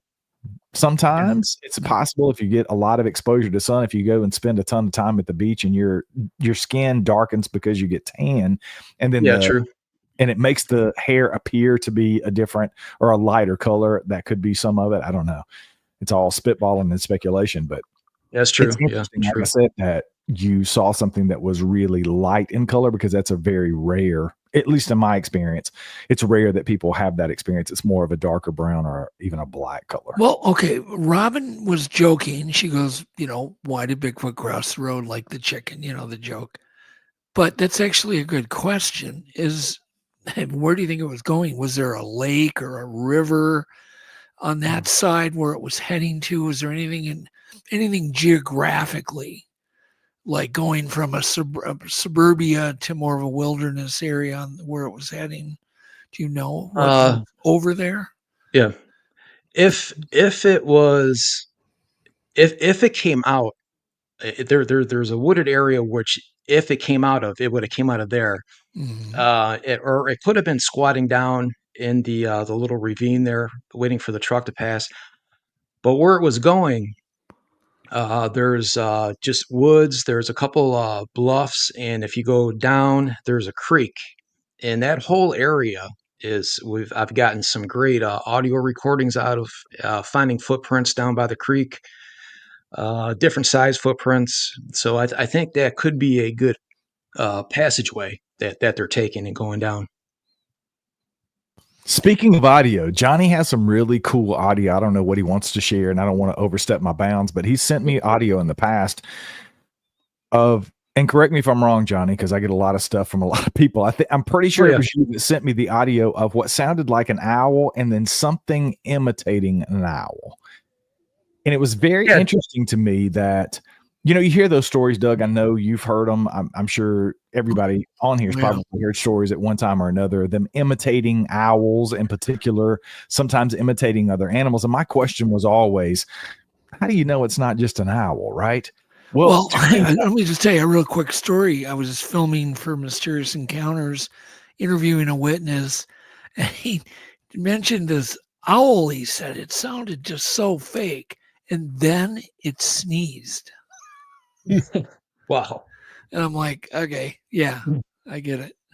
Yeah, that's definitely different. So my question has always been, how do you know it's not an owl? But what Johnny sent me was very intriguing because I heard what sounded like a barred owl. And then I heard something that did not sound like a barred owl at all. It sounded like a really big person or something imitating the sound that I had just heard that was, to me, clearly an owl. So it was fascinating. So the audio stuff alone that he's captured in that area is very intriguing to me.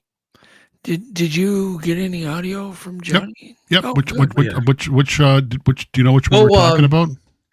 Yeah, use number 26, and there's a little bit of a story behind that. Okay, I got it ready. Okay, that's just the story behind it. I had set up a recorder in an area which I believe that there was a juvenile that was in and out of that area for a couple of years. There's a couple of reasons I say that. Different variations of tree knocks I've gotten over the last couple of years, and also different size footprints up in that area. What happened earlier the day, it was about 5:30 in the evening. The creek was really low that year, and so I was keeping an eye up on this one section of creek because I was finding some footprints back up in a remote area. So I had gotten there. I was going to meet one of the guys, and I was actually early. Went down to the creek, got about 50 feet from the creek. Something hits a tree on the other side of the creek. The tree starts to break, does not fall over all the way, but you can hear the fibers in the tree break. Something's back there walking around. There's tons of thick leaf litter, so you can just hear it just walking back and forth. I set the recorder up. After about 30 minutes after we left the area, there was a tree knock. And this recording here with the owl, that happened about midnight. And it sounds like it's a higher pitch going hoo hoo hoo hoo. And then at the end of the clip, there's an owl that's actually answering it. Yeah. And then if you want to play that, Jeff. Yeah, go ahead and play it, and then we can talk about it. It's interesting.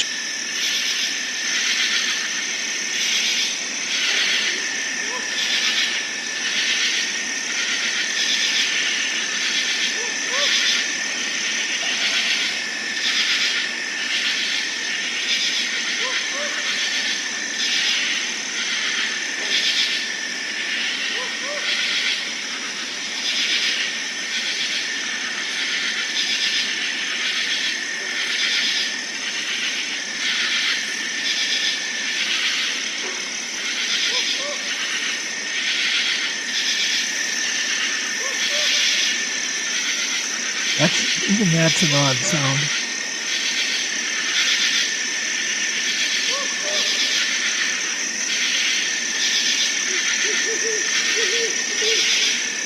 That's an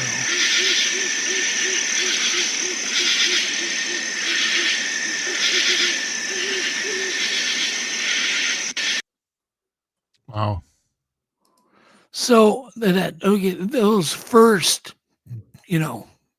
I guess hoots, that's the Bigfoot, correct? I believe it might be the juvenile, the higher pitch going hoo hoo hoo. Yeah, right. In the beginning. Yeah. In the very beginning. Yeah. That's a really good recording. Jeff, if you pull up number 11, that is a tree knock that the same recorder back up in that area caught at 6:50 in the morning. It's a good knock. Yeah, and I heard a grunt too in there. And is that something you're aware of, Johnny? The grunt in there? No, it might be a natural sound. Well, there's kind of a All grunt right, in this there. is clip 11. Okay.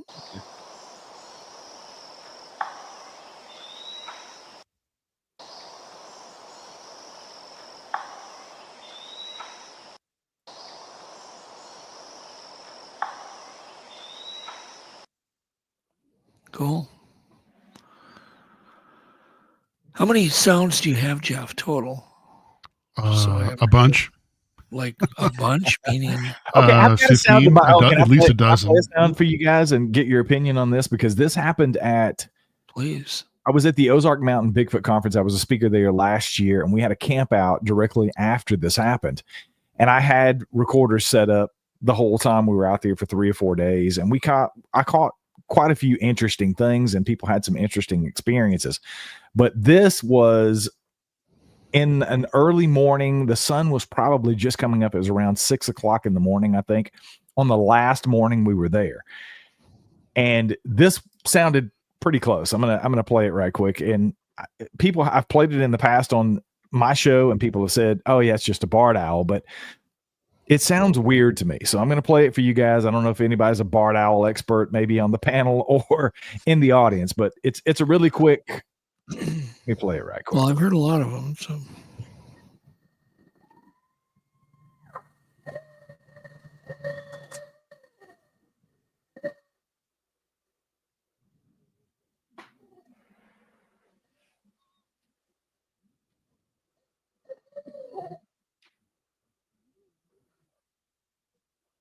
The thing that got me was the scream at the beginning of the vocalization. And people have told me that is something that happens apparently during mating season for barred owls. Male barred owls will scream like that.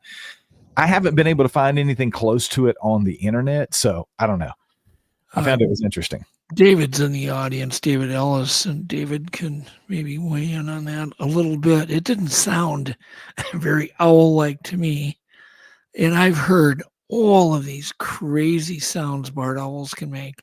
They sound like maniacal chimps at times, but they always sound like a barred owl. No matter what sound they're making, you just know it's a barred owl because there's a certain tone you just tune into. And I didn't really catch any of that in what you just played. Well, hopefully if David's in the audience and he's listening, I haven't sent it to him.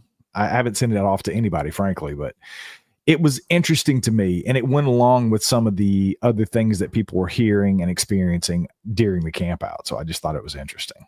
You want to play that one more time, Jeff? Brian, you played it. Brian's clip. Yeah, I'll play one it. more time. All right, here we go. Make sure your volume's cranked.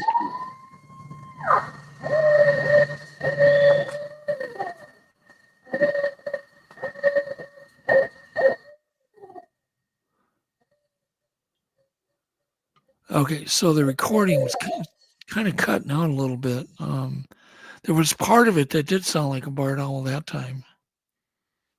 Yeah, it's interesting.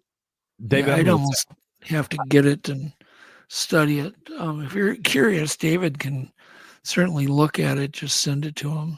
Yeah, I'm texting. I'm literally texting it to David right now. So. Oh, good. Yeah. He'll solve the mystery for you. So what other sounds do you have, Johnny, that you want to call out? Oh, yeah.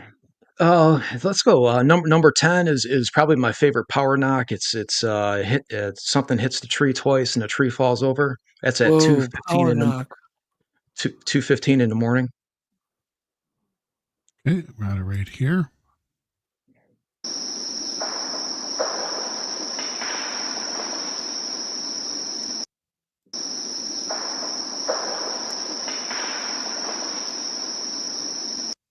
Yeah.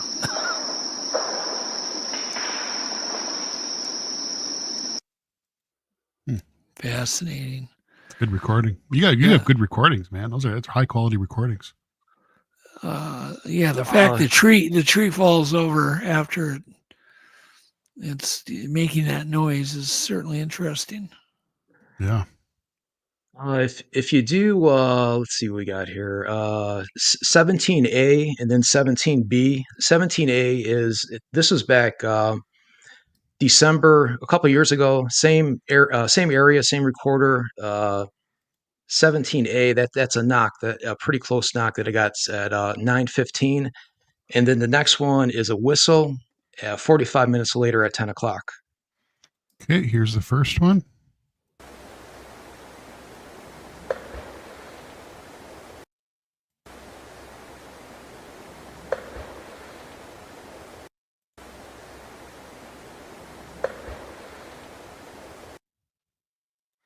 I'll pull up 17B here in a second.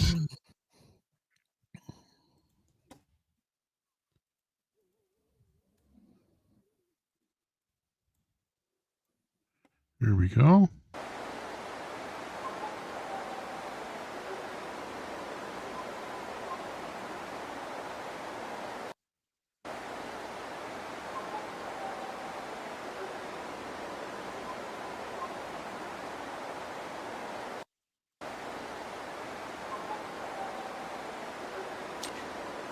It sounds like kind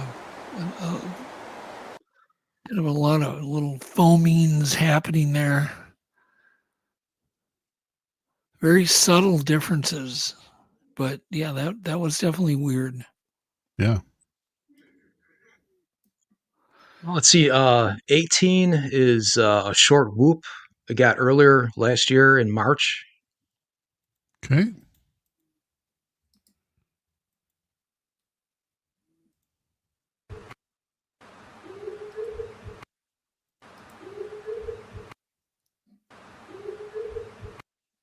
Wow.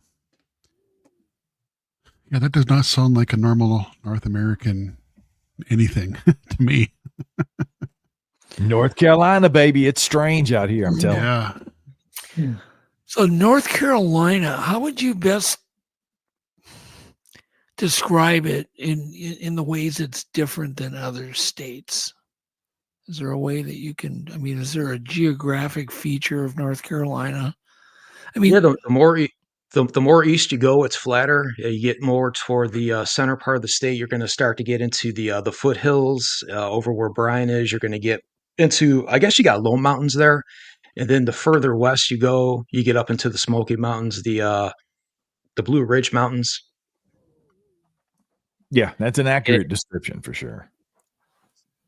And it's hotter and humid more toward the East Coast, and I'm more toward the East Coast. Are there any sightings on the coast, like right on the shore in North Carolina, ever, Brian? I'm sure. Not that I'm aware of. I haven't documented any on the shore that I'm okay. But I can remember. Wondering. The shore is pretty well developed, I would imagine, in North Carolina. Beautiful coast. Yeah, but it's highly developed, though, isn't it, or no? There's areas. There's areas that there's a national forest down there right along the coast. There's a couple of military bases, so it's kind of 50-50. Yeah, I've been to the North Carolina coast once, but it's been a lot of years, and I drove from Fayetteville to the coast, and I don't remember that much. I remember it, it's a big beach that we went to, but I don't remember a lot of wilderness around the coastal areas, unlike the Pacific Northwest, where you get into those really forested coastal areas that are still very wild. But maybe at night they sneak in there. There's a lot of crap that washes up. It's like we talked about before, Doug, on other shows, and we've done roundtables on my show that you were a part of. We talked about those edges. Yeah. It's very much what we experience here on our property. We have 40 acres. We're surrounded by hundreds and hundreds and hundreds of other acres. If you guys follow me on Instagram or any of my socials, I've done drone footage recently where I put the drone up over our property and just did a 360. Yeah. You can see there's nothing but woods around us. And I think that's what I've learned over the last couple of years. I used to think you had to be 15, 20 miles deep in the woods to have an experience with these things. That's not the case at all. I've interviewed folks recently in my hometown here in Lenore. We're about 15 miles outside of town, that have had experiences with these things going through the trash and parking lots. So, it's one of those things. I think they're more on the edges of society, and the farther we go into their environment, they are meeting us on those edges that we create as humans, that we cut into these places. We've done that here. We're in the middle of the woods. We come out here, we put up power lines, we dig a well, we put a little tiny house out here, and we're now in the middle of their territory. And it's still one of those edges, though. So I think it has a lot to do with those edges, because like you said, yeah, deer thrive, other animals thrive when we cut those edges, because we bring all the things that humans bring. We plant, we have a garden. Animals eat the garden. So, and then those animals, trees, plus the animals, they go to the edges because they're not generally hunted on the edges. They're left alone. Yep. They like the sunlight. There's more berries, more natural food on the edges. Don't you find the same thing, Johnny, that there's just so much more, wild turkeys and deer and blah, blah, blah, all these animals just kind of. There's a lot of wild game. I mean, this is like a smorgasbord out here. There's boar, turkeys, deer, and also there's a lot of clear cutting going on too up around here. So that might take them in their surroundings and kind of like push them out. A lot of clear cutting going on. Yeah. One of the things we were talking about last week was that auburn colored animals appear green to a deer. How many auburn Bigfoots are reported in North Carolina? What is the most common color, I guess? Is auburn a common color there? In my experience, it's usually dark brown or black. That's what I hear most often. But that tends to be just across the gambit of all of the encounters, dark brown or black. Well, that works really well too. I mean, think about it. The shadows. So if it's dark brown or black, they blend into the shadows. I always wondered about the auburn ones. Why would a Bigfoot be colored auburn?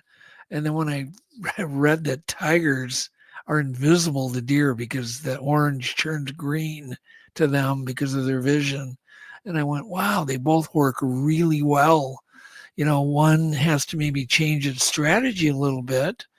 But for a brown or black dark Bigfoot, just goes a little bit in the woods, it's gone. You're not seeing anything. Mm-hmm.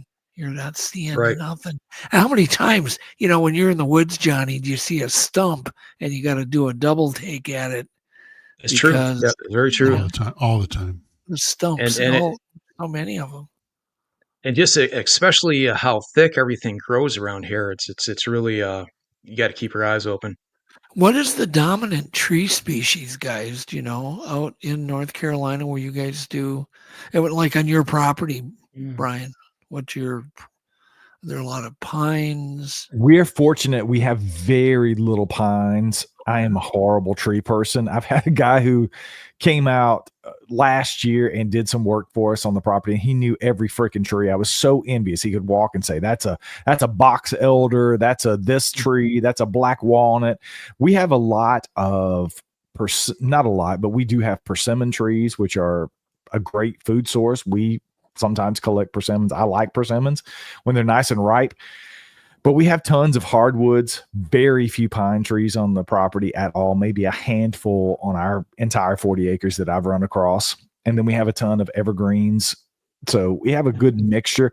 This property it's been pulpwooded in the past and clear cut. So it's a relatively young forest in the productive forest.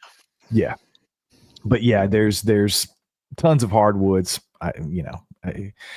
Drilling down the exact type is not my forte, but it's all hardwoods. Yeah. Yeah, I think we've pretty much got the same type around here, but there's a lot of pine trees over this way. Yeah, longleaf pine trees, just tons of pine trees. I got another audio of a whoop I got back a few months ago. It's number 9. It's number 19A, and then I ran it through a noise reduction for 19B. Hopefully, it came out a little better. Okay, give me 1 second here.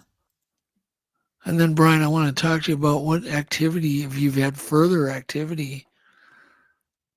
All right, here we go. Ready?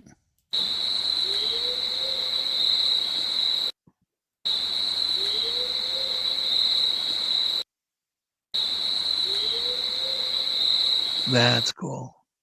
Yeah. Nice drawn out W. And then 19B, you said?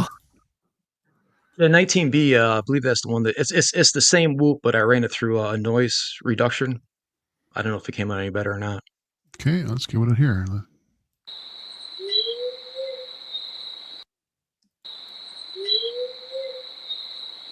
That's really interesting. Yeah, it is. Yeah, I always tell people there are no animals that whoop. If you know of an animal that whoops or a bird, please let me know. Yeah. Nobody can find one. They don't exist. It's the Bigfoot birds. That's the ones. The Bigfoot birds. Yeah, it's the big ones. And it just sounds so natural. If you're in the woods and you're just an average citizen walking in the woods and you hear a whoop, you're just going to assume it's some type of bird. Yeah. Right?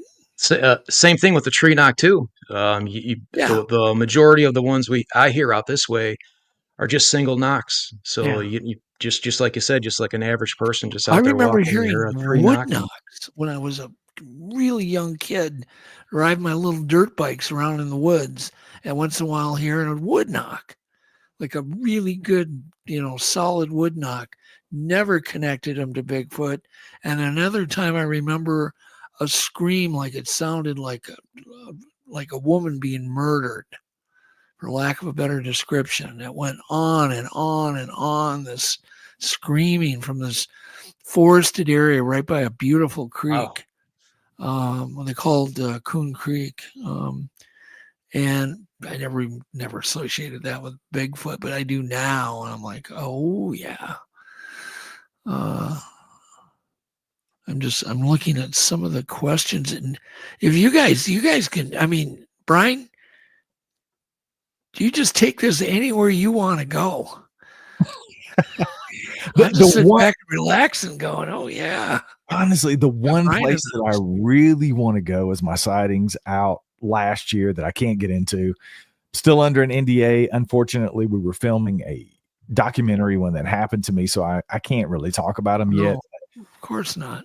It's killing me because it is the most powerful thing that's ever happened to me. I mean, it took me from, like Johnny said earlier, it took me from, I was on the fence about these things being real to 100% in the camp of I've seen these things 3 times in 2 days.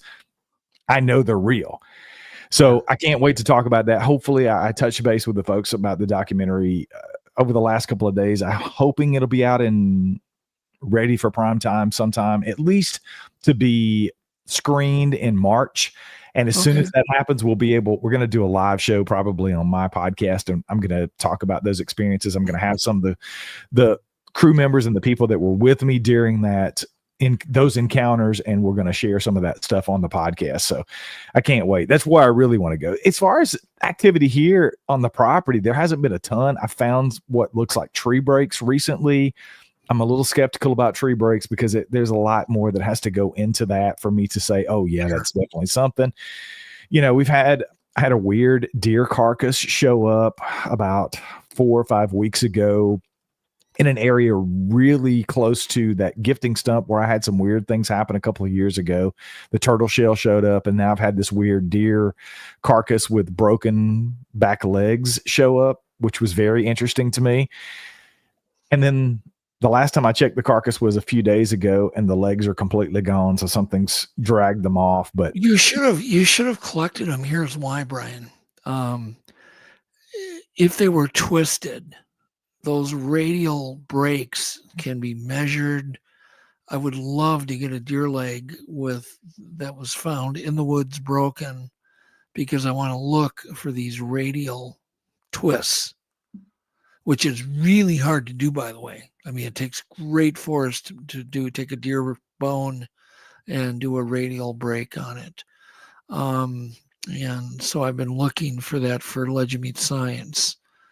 I mean, the amount of force, and then what we'll do is build a torque meter so we can measure what kind of Newton meters it would take to twist. Yes, there's that word, to twist a deer leg to break it into a radial break. So what do you, okay, so do you do research on your property, Brian, at all? Or do you not want to be bothered by these creatures? A lot of people like, hey, that's where I live. I don't want to do any wood knocking or any calling or anything that would attract them. No, I do. I bought the property specifically hoping that there might be Bigfoot activity on it for that reason. So I was stoked when we heard vocalizations and all the things that have happened. I've talked about plenty of times. Okay. So I do every single day something. I mean, if it's nothing more than just a hike in a different area with the dogs, I consider that research, because that's how I found everything that I found on the property, is haphazardly going out and just looking for something new. So yeah, I mean, we actively research it. I'm in the process over the last week or so. It's been pouring down rain for the last couple of days here. It's pouring rain right now, and it's about 36 degrees. So it's not a very pleasant time, but I'm clearing an area in the front part of one piece of the property for us to host people eventually. Really? Oh, cool. To have some guided hikes and some things on the property, because I'm willing to open up at least part of it for that, because more eyes mean more possibilities of finding things that maybe I'm missing because I'm out there all the time. So we're going to start that hopefully in the spring. I'm making a little parking area for about 20 vehicles down there. I don't know that we'll ever have that many people, but we're planning on doing some of that, doing some casting classes and some other things, and doing some guided hikes come springtime on the property. So yeah, open it up. I mean, we have to be careful about that, obviously, because it is our home. We do live here, and there's parts of the property that we don't want people traipsing around. So it's that fine line of figuring out how to work that and still be able to open it up for other people to come and frankly enjoy it. I mean, if nothing else, if you just come and see the beauty of the property and the place and go out on a hike and get off the couch and go out in the woods, it's worth every second of being here. So we want to have people experience what we experience here. And then hopefully, if people can stay overnight, we're going to offer camping sites and things like that. If people catch evidence, then more power to them. I think it's fantastic. I still do audio on occasion. It's almost like a feeling thing for me. It's kind of weird. It almost sounds woo for me to say it, but you know how you feel sometimes you go out at night before you go to bed and you just have there's a feel, an electricity in the air, and you feel like something's going to happen. That happened to me like 2 or 3 days ago. And I put a recorder out and I captured some things. I'm going to have to look at it a little closer, but it sounds really strange to me. There's some sort of what sounds like a vocalization. And then the dogs that are, probably a mile away go off. It's really interesting. I've only went through the first hour or two of the audio. I've probably got 12 hours to go through. So I do audio as much as possible. I just don't have a lot of time to do it, unfortunately, because audio, David Ellis can tell everybody in the chat how long it takes to go through audio in real time. And you really have to do that. I do a lot of it by visual now, and I'm able to get through hours and hours and hours a lot faster than I used to be, but you can miss things. But I just don't physically have time to listen to it second by second. So I put it in my program and I look at it and I pick out the spikes and zoom in on those. And the first one that I picked out it sounds interesting. I don't know. So what kind of stuff do you do, Johnny? I mean, how do you conduct your research? Do you wait for them to come to you? Do you do wood knocking, calling, gifting? What's your style? I don't do too much of the gifting. I've tried it with the the little marbles and like the color stones, and it really didn't work out. I actually thought, well, how can a Bigfoot actually pick up like a little marble? So I actually got a big bowling ball in my shed that I'm going to try to put out there in the woods, and then if that disappears and ends up in another place, and that's you got something there. But I usually do the baiting, usually with apples, and try to put an audio recorder up near it. So if something is coming in and getting the apples and going to be crunching on the leaf litter, you're going to pick something up, or put the apples in a place where like down in a creek bed or up in a mud pit. So if something's going to come in for them, you're going to try to get a footprint. But I used to do some tree knocking. I really just basically mimic what I hear, and what I hear out there is just single knocks. I know a lot of people go out there and they're like whack, whack, whack, and then go down the trail and then whack, whack, whack. What I hear out here is just a single knock.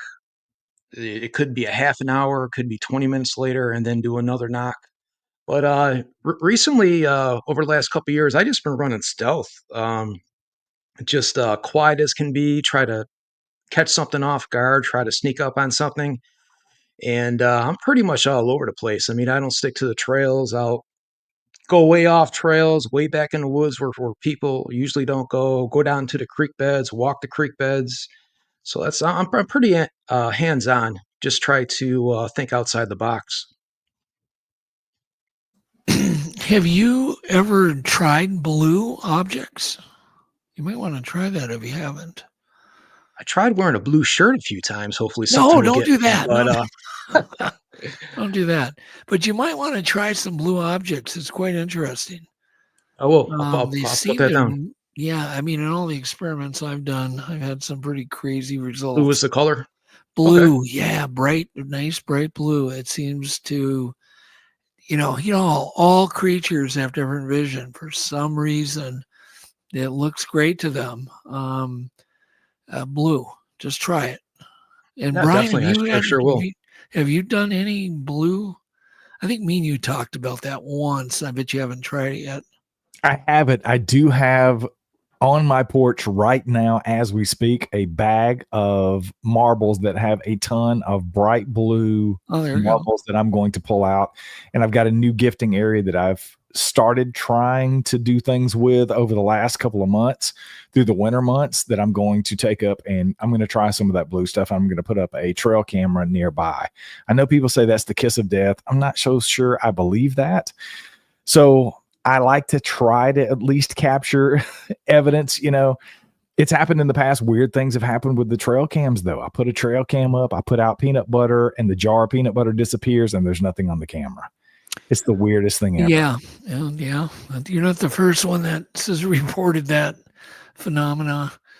It's like they can zap the cameras just to shut them off long enough to grab the peanut butter or the apple or whatever. But I've never really been a subscriber to that. Oh, they see an infrared, or they can smell the plastic, or they hear this. But I tell you, literally before I came on here with you guys, I was walking the dogs for the last time in the evening. It's pouring down rain. I took a flashlight out with me, as I always do. And it's a little handheld rechargeable flashlight. It's pretty bright, but I heard it humming in my hand. Okay, slow down. Back up the truck. What?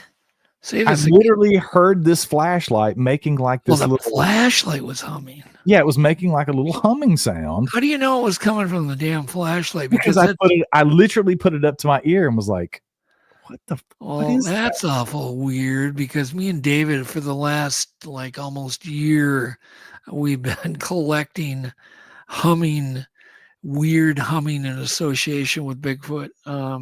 Well, my flashlight hums. So and just a darn minute here, Brian. I just thought about it. I was walking up with the dogs, and I thought, the fact you brought that up is really coincidental. We got to talk more about that. We can talk off camera.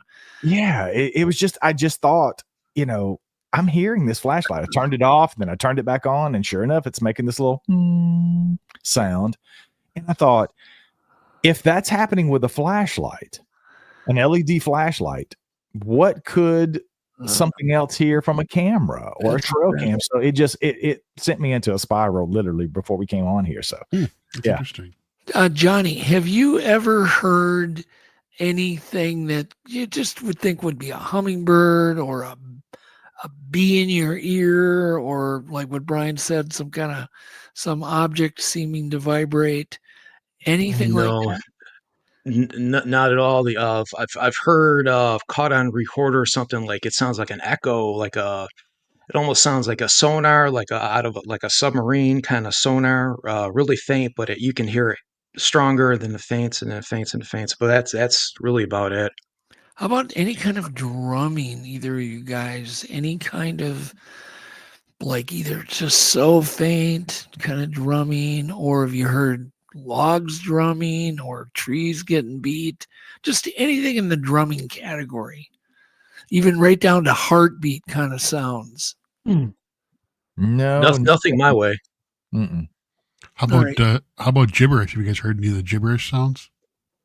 I'm waiting to catch something on a recorder like that, but no gibberish either. I've never caught it on audio, but I heard that when I was up in Radium, BC, Canada with Todd Standing 2 years ago. Back in October of 23, I was up there for 7 days with Todd, and I heard that when we were sitting around the campfire. Todd was talking, of course, as usual, and there was four more of us sitting around the campfire, and three of us heard. It was like 30 feet, 25, 30 feet in the wood line behind us. We heard, it's really quick. I caught it on the recorder. I had audio going at the time, but Todd talked over it, so it's very difficult to hear. I've put it out on the show. It's out there in some of the audio around the campfire from Radium, but I never isolated it because it was so quick because he was talking, and it doesn't do anything near the justice of hearing it with your ears in real time. So, and it's interesting because I've always had an issue with the Sierra sounds. I've never really been 100% on board with the Sierra sounds, but hearing that, it really made me pause because it was almost identical to what you hear in some of those recordings. So I don't know. I'm anxious because I think as we're doing this, the 25th, I think I'm going up to Ron's house. Ron lives here in North Carolina, so I'm going you moved there on the 25th, and we're going to do a sit-down interview. I think we blocked off about 4 hours for me to sit down with him face-to-face. And, there's about 10 or 12 hours of the Sierra sounds he's never released. And he's going to play some of those unreleased sounds on the show when we do the interview. Wow, and awesome. Go through some of those. He's actually sent me, I think I've got, yesterday he sent me, I think he texted me like 3 more sounds that it's about a minute and a half in culmination so far. But it's interesting because I've never heard some of the things that he's already sent me. So I can't wait to hear some of the other stuff that they've recorded that frankly, I don't know that Ron has heard since they recorded them. Well, you ask him, ask him if he's ever heard anything like hummingbird sounds, wings, or buzzing, or any of that stuff. I could call him up and ask him too. I got to spend, I don't know, it was like 3 days with Ron. He is like the most delightful guy ever to hang out with. He's got this great sense of humor. He's constantly cracking me up. Love the guy. But we don't talk as often as we should, and I don't talk to him that much, but ask him then. Would you? I will. We were doing a show. Ask him on the air because maybe people who hear it might respond. Yeah, I'll definitely do that. I've taken a bunch of questions already. I've announced that I was going to do that. It just came out of nowhere, really. We were talking about the Sierra sounds over on that Bigfoot podcast, and Wayne and I were talking about the unreleased portions and why he hadn't done that. That's kind of the focus of what we were talking about on the show. Yeah. And I was just like, I'm just going to text him and ask him, like, are you ever going to release these other sounds? Send him a text message. He's not a big texter, so it took him a couple of hours. He texted me back and said, no, I'm not. And I said, why? And he's like, well, because of the best, in his opinion, of what's in those are already out there for consumption for people to hear. It's kind of just more of the same old thing. And I thought, okay, that's a fair answer. But I've always been very curious about what is in those, and if there's anything else that. Well, if you could actually get them on your show, that would be a huge audience that you're going to draw. Like you're going to be in the millions and millions. But I mean, he said he's going to play them, and I even we were texting back and forth yesterday about, he wants to catalog these, but he doesn't really have the time or the patience to go through all these hours of sounds and get to the nitty gritty of the dead stuff. Well, you volunteer. That's exactly what I did. And he's like, yeah, we'll talk about that when you come up. So I'm going to go up. Ron is he's so nice. I mean, he really is. He really is. And there's a new documentary. The folks that did the Flash of Beauty documentary, Jill and Brett. Yeah. So Ron was actually, full disclosure, was a little concerned that we might be in conflict with that. So I reached out to Jill and Brett just to make sure that I wasn't stepping on anything they were doing with their doc. They were like, no, we're doing something completely different with these sounds over here. So especially you mention them in the, in your broadcast. Yeah. So we're going to do that. And they're going to be never before heard, never unreleased Sierra sounds coming up over on Sasquatch Odyssey here. If I do that on the 25th, it'll probably be, mid-March when I put it out on the show. So, well, see, that's it. Somebody, Ristol goes, he might just think they're unimportant, but he has no idea. Exactly. He doesn't know because Ron's still back in the 70s. Yeah. He doesn't know. There could be some recordings in there that could really blow things wide open. Yeah. That's how you got to sell it to Ron. It's important. It's historical. Release it now, Ron.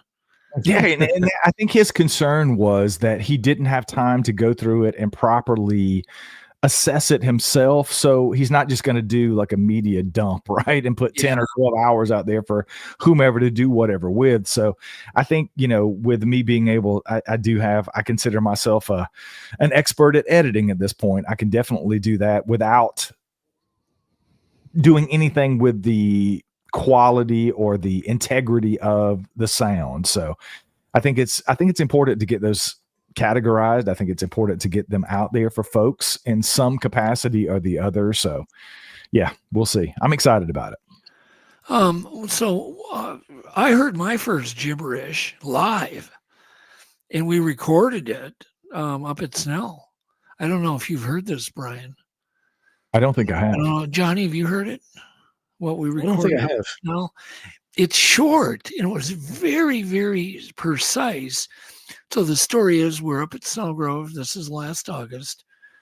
We had small cameras completely hidden. I mean, also Vex clothing or Vex material on them. So there was no RF coming off them. No IR lights. All this stuff is just, so hidden you could be 2 feet away. You wouldn't be able to see it. But all of a sudden, something starts throwing rocks at all of our cameras, and we're monitoring the audio live, or at least I was at that moment. And we're in the cabin. I hear rocks hitting one camera. I'm like, damn it. And then another one. Damn it. It's as if to say, you are a complete idiot, Hajicek. Yeah. You're just an idiot. And they're throwing rocks, and all of a sudden we hear this come through the microphone on the camera right to my cell phone, because we brought Starlink up to Snellgrove. So we we were monitoring cameras. Listen to this. All right, so listen. That's it. All right, so listen. Can you guys hear that okay? All right, so listen. Let me turn it up a little bit here. Do it again. All right, so listen. All right, so listen. All right, so listen. It's just like, at first you go, it says, I talk with you, but David says that ain't what it's saying. It's just some gibberish, but it sounds so human-like. It sounds like just like a very Native American, actually. So yeah, that's weird. It kind of gave me chills. It's just like, it's a strange sound. It's really, really interesting. Yeah. And how far back from your cabin did you have it? How far back from your cabin did you have it? Oh, they were far enough away, around the cabin, all these cameras. Yeah. And we had a lot of activity. The activity we had up there was insane. Right down to even in broad daylight, all the guys had pine cones thrown at them. and a big thunder knock that was so loud, they said, during the day. I had to leave a day early. I flew out one day early on the float plane, and they said they could feel the knock. It was Chris and Adam and Bud. They could feel the percussion go right through their body. It was so loud. And Chris coined the phrase, the thunder knock. Now, what did you say, Johnny? What did you call it? The knock, the loud knock? I call them power knocks. Power knocks. Power That's a knocks, good yeah. term. Apparently, the thunder knock makes the power knock look like or sound like nothing, because they could actually feel a sonic wave come at them, and boosh. Wow. And I'm like, well, that doesn't sound right. This is broad daylight, Brian. That's crazy. It's crazy. And then they're getting, like you said, they're having pine cones whipped at them. And they got it on film. These pine cones coming out of the forest, arcing off at them and hitting them. And we recorded the hum up there, quite a lot of it, like hours of this. The whatever it's called, David calls it the purr, the Bigfoot purr. And the reason it really got validated, this purring, it started with Tristan, kind of connected my dots, but then David came up with an article from like 1934 where a woman was at the creek.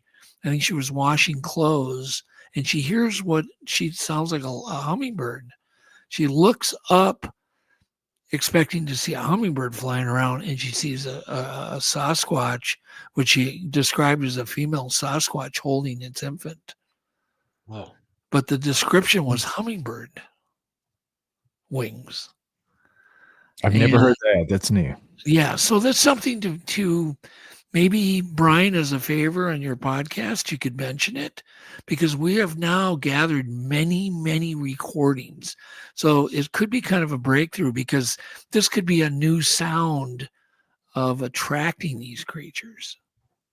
Yeah, I'll definitely put it out there. Throw For that sure. out there. It's interesting. So Well, it's probably been heard a lot of times that people don't think anything of it. Just, you know what I mean? It's just random nature noise.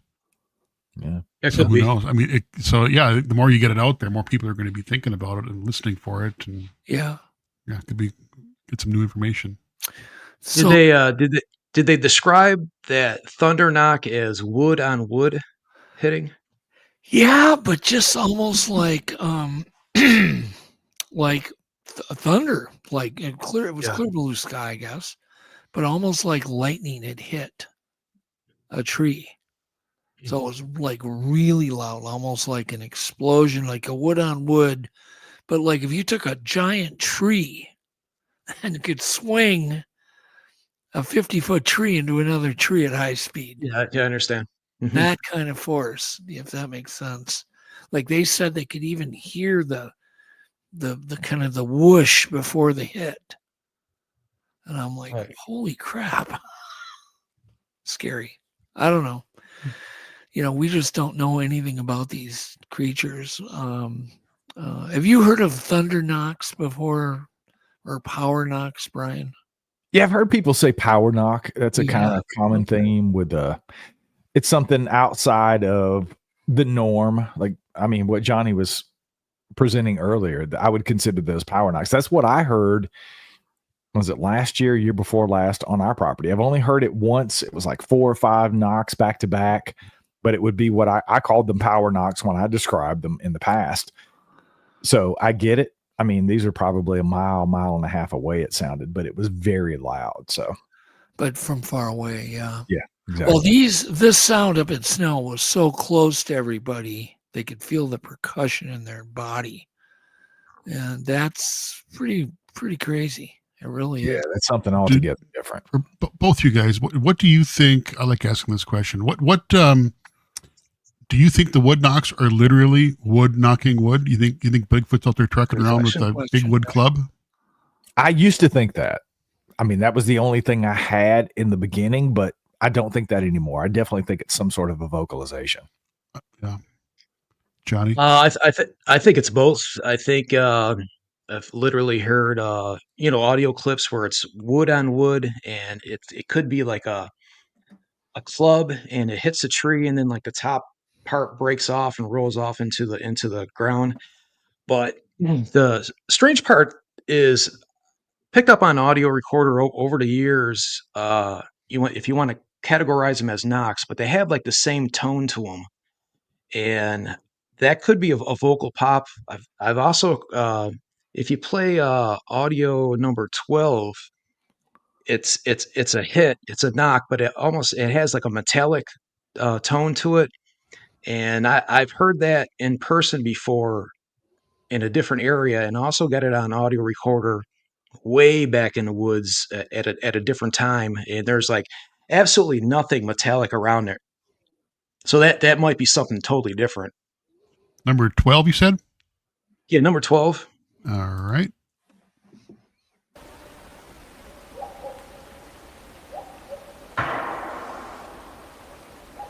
That's a good one. Yeah. And number 13, Wow. that kind of sounds like a pop to me. All right.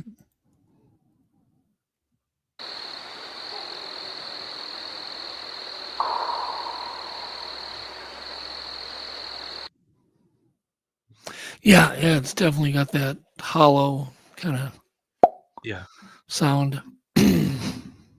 So I think it's a combination. Yeah. It to me, it just seems unlikely that they're carrying wood clubs around. But yeah, it's probably both. I'm sure it's probably more accurate. I interviewed a guy today who said the same thing to me. He's like, look, these things are in the woods. They've got to have their hands free. Yeah. It's your main way of defense. It's gathering food. Everything you do is going to be with your hands if you're in the woods and you're one of these creatures. So it doesn't make sense that you're traveling around with your bat to make wood knocks for whatever reason that they do them. So right. I do think it's probably more like those sounds to me. I can only imagine how big a creature would have to be, because those sound like they're pretty far off in the distance to make that kind of sound with its mouth. But if you have, I had Tom Powell on recently. Tom's pretty good at using his hands and his in front of his mouth to make that noise. I'm not going to try to recreate it here. It was kind of funny when I did it. When Tom, come on. Tell me how to do it. But if you're proficient at it, it can be really loud. And I've seen, there's a guy that was in our Facebook group recently that I've been trying to get on the show for months and haven't been able to schedule him for whatever reason. That's usually a red flag for me, but claims to have seen these things in like an open field making that noise with their mouth. And there was another, I think Fred Roll up in Alaska has talked to at least a couple of people and documented those encounters himself, where these things have been out in the open and making those kind of mouth pops and clicks similar to what we're hearing that are being recorded. So if people are seeing them do it, you now have a whole nother piece of the puzzle to say, yeah, it's probably a combination of the two. I would think at times they're going to mess with logs, and they're going to do that. They're going to bang that log on a log, and they're going to make that sound. I just don't think it's all the time. I think they've learned to mimic that sound. I mean, think about it. They don't have much to work with in the forest, right? You got logs, you got sticks, and you got sticks, and you got more logs. So what are you going to do if you're going to want to play with something? You're going to grab a stick. You're going to, what else can you do with a stick? Oh, you can beat on things. Yeah. There's not many things you can do with a stick, right? And so with that, I think they've learned to mimic the sound of sticks hitting trees. Sure. And they've probably, some do it better than others. And depending on their size and how well, some people can whistle really good. Yeah. Jeff, can you whistle good? Okay. Not great. Brian, can you whistle? See? Johnny, can you whistle? A little bit. I can't whistle for crap. You wouldn't hear it 5 feet. But some people I know can break your eardrums, we're dealing with something that's not going to be that consistent, Well, it's the thing that I like to point out too. It's a big animal. A big animal is going to have massive chest cavity, massive lungs, really, really long vocal cords. Yes. It's going to be able to produce sounds that we can't really comprehend because we can't reproduce them. They might have multiplets of vocal cords that exist in nature. Like Robin said, chest beats. I mean, think of gorillas chest beating. That's really, if you ever heard that in person, it's really loud. It kind of is confusing because it doesn't seem like that they could be able to produce that loud of a sound. But imagine a Sasquatch. That's it's three very times the much size a of it. pop sound too. If Yeah. you really think about it, look it up. It's kind of a pop, pop, pop. It's a big animal. I mean, it can do some big sounds with a big animal. Who knows? I mean, we don't know. I swear to God, I don't know why. I just watched. Oh, there was that video. Let's see here. I want you to play it while we're all here. I'll tell you what it is. It was clip.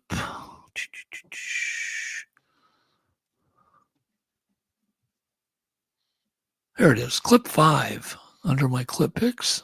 Okay.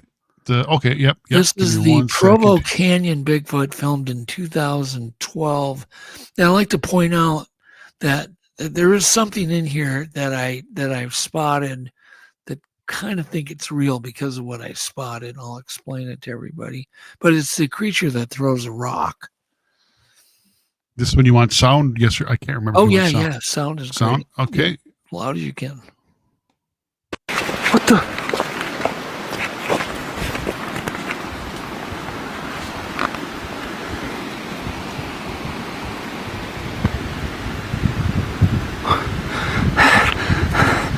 First glance, I just think that this is just bigger than a thing. Wow. But there's, I've gone, I don't have it here, but at one point I blew that up beyond, I put it up to like 1,000 dpi, and I blew it up really huge. The legs are angled extremely radical in exactly the same kind of position that the Patterson creatures walk. As there's a leg angle that I measured with Patty. This thing features the same exact leg angle. It's extreme. Really? And so because of that, and I don't see any other red flags really with it. There's audio. The guy didn't erase the audio, didn't put a bunch of scary music. And I think he came forward, blah, blah, blah, blah, blah. I don't think there was anything that, raised any red flags, although I don't know for sure if it's real, but it's the leg angle. But it's the point is it may be the first rock throw ever recorded. And that audio is natural. That rock really hits. Like it hits hard. You can play it again, Jeff. It hits It's an interesting really video. hard. What the? But there's a hip swing and a leg angle and a crissy-cross with the leg. With this, that wouldn't be a guy in a suit. Plus, there's quite a bit of muscle to show.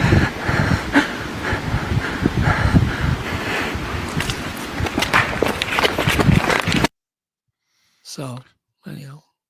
Yeah, that's a good clip. I like that clip. That's an interesting clip. Yeah. The interesting thing that sticks out to me, I've seen that a couple of times, but I've never really paid that close attention to it. I kind of breeze over most of that stuff, but the way that it was thrown, it wasn't exactly an overhand throw, because if you get into looking at gorillas, chimpanzees, orangutans, none of them have the physical makeup like humans do, that rotator cuff to throw overhand with that kind of power and precision.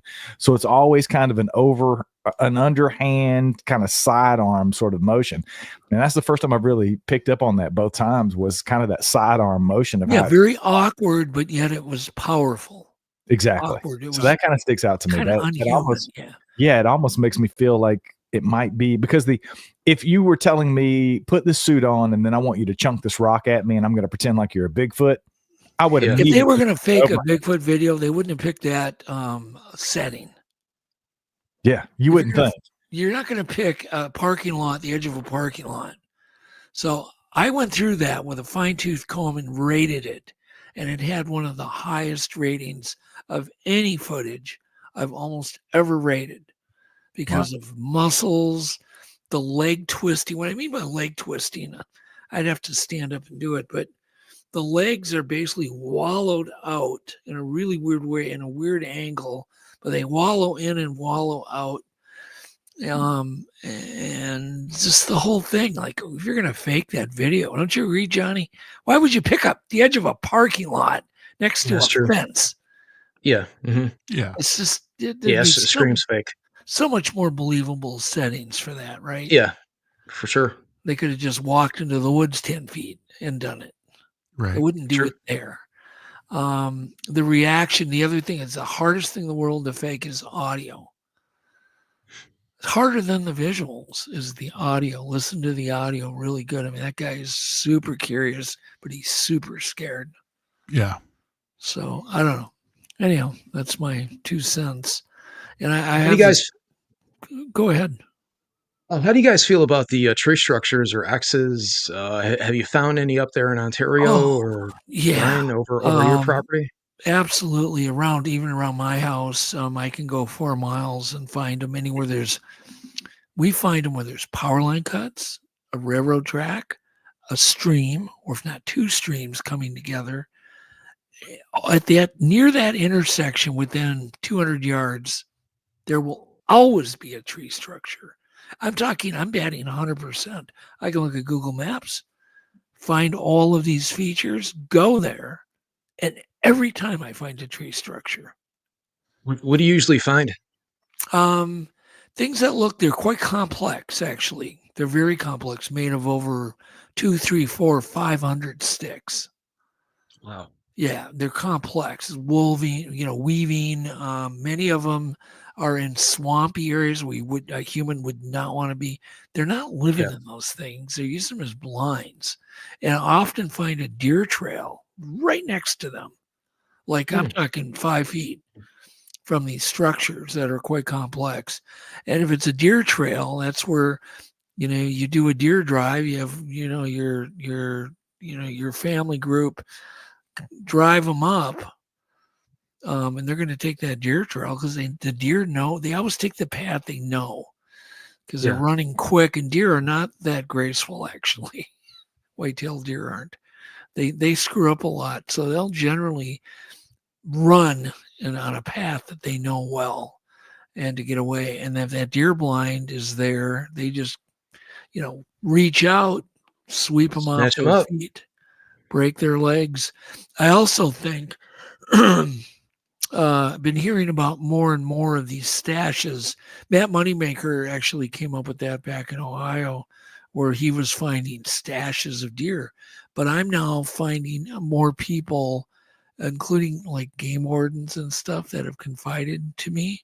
They found stacks of deer with the legs just twisted.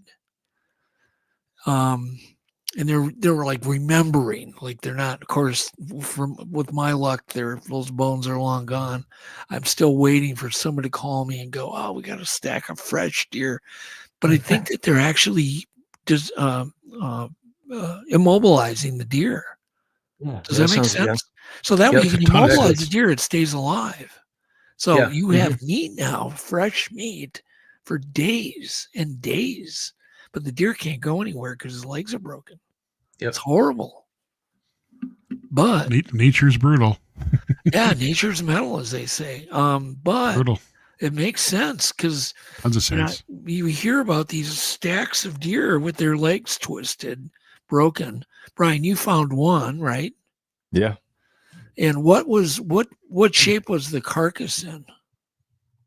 The rest of it was completely intact. Everything it was intact. Yeah. So it had recently died, do you think, or was it old, or was it? Well, I say the skeleton, the carcass was almost stripped. Okay. There was no meat on it. No, and mind you, it's probably 20 yards off of a path that we walk the dogs multiple times a day.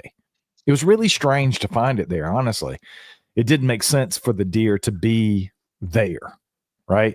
And I didn't see anything. We have coyotes. I think there's big cats. We've seen some possible sign of big cats in the past here on the property. So there's tons of predators that could take a deer down. But to have it in that spot right off of this trail that we walk every day near this gifting stump where strange things have happened, it just didn't really make a whole lot of sense. And then to have the the legs broken on the back. You know, again, it wasn't twisted. I can tell you, it wasn't a twist break. It was just kind of broken backwards, like something just kind of stepped on it and broke it backwards, if that makes sense. So again, I can't say definitively, obviously, what did it, but I found it really strange that all of that was happening at the same time. Yeah.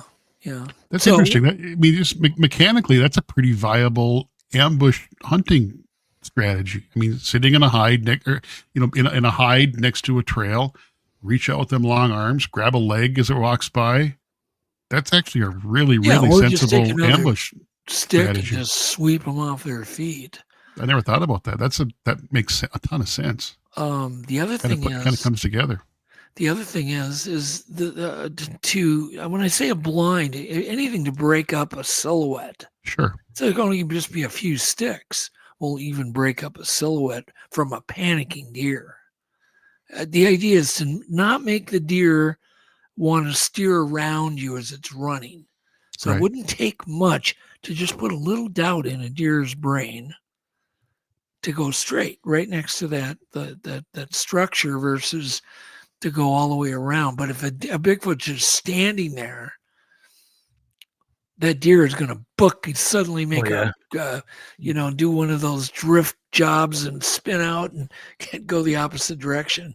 But if there's just a few little blind, and I think they build those things and they sit there for a long time, the deer get used to them, and then they use them. They build them way ahead of time. What kind of deer? What kind of deer are they in North Carolina? Yeah, whitetail. They're whitetails. Just okay. whitetail. Yeah. Yeah, whitetails. They're a little smaller than our whitetail. We have bigger whitetails. Yeah, we got big whitetails here.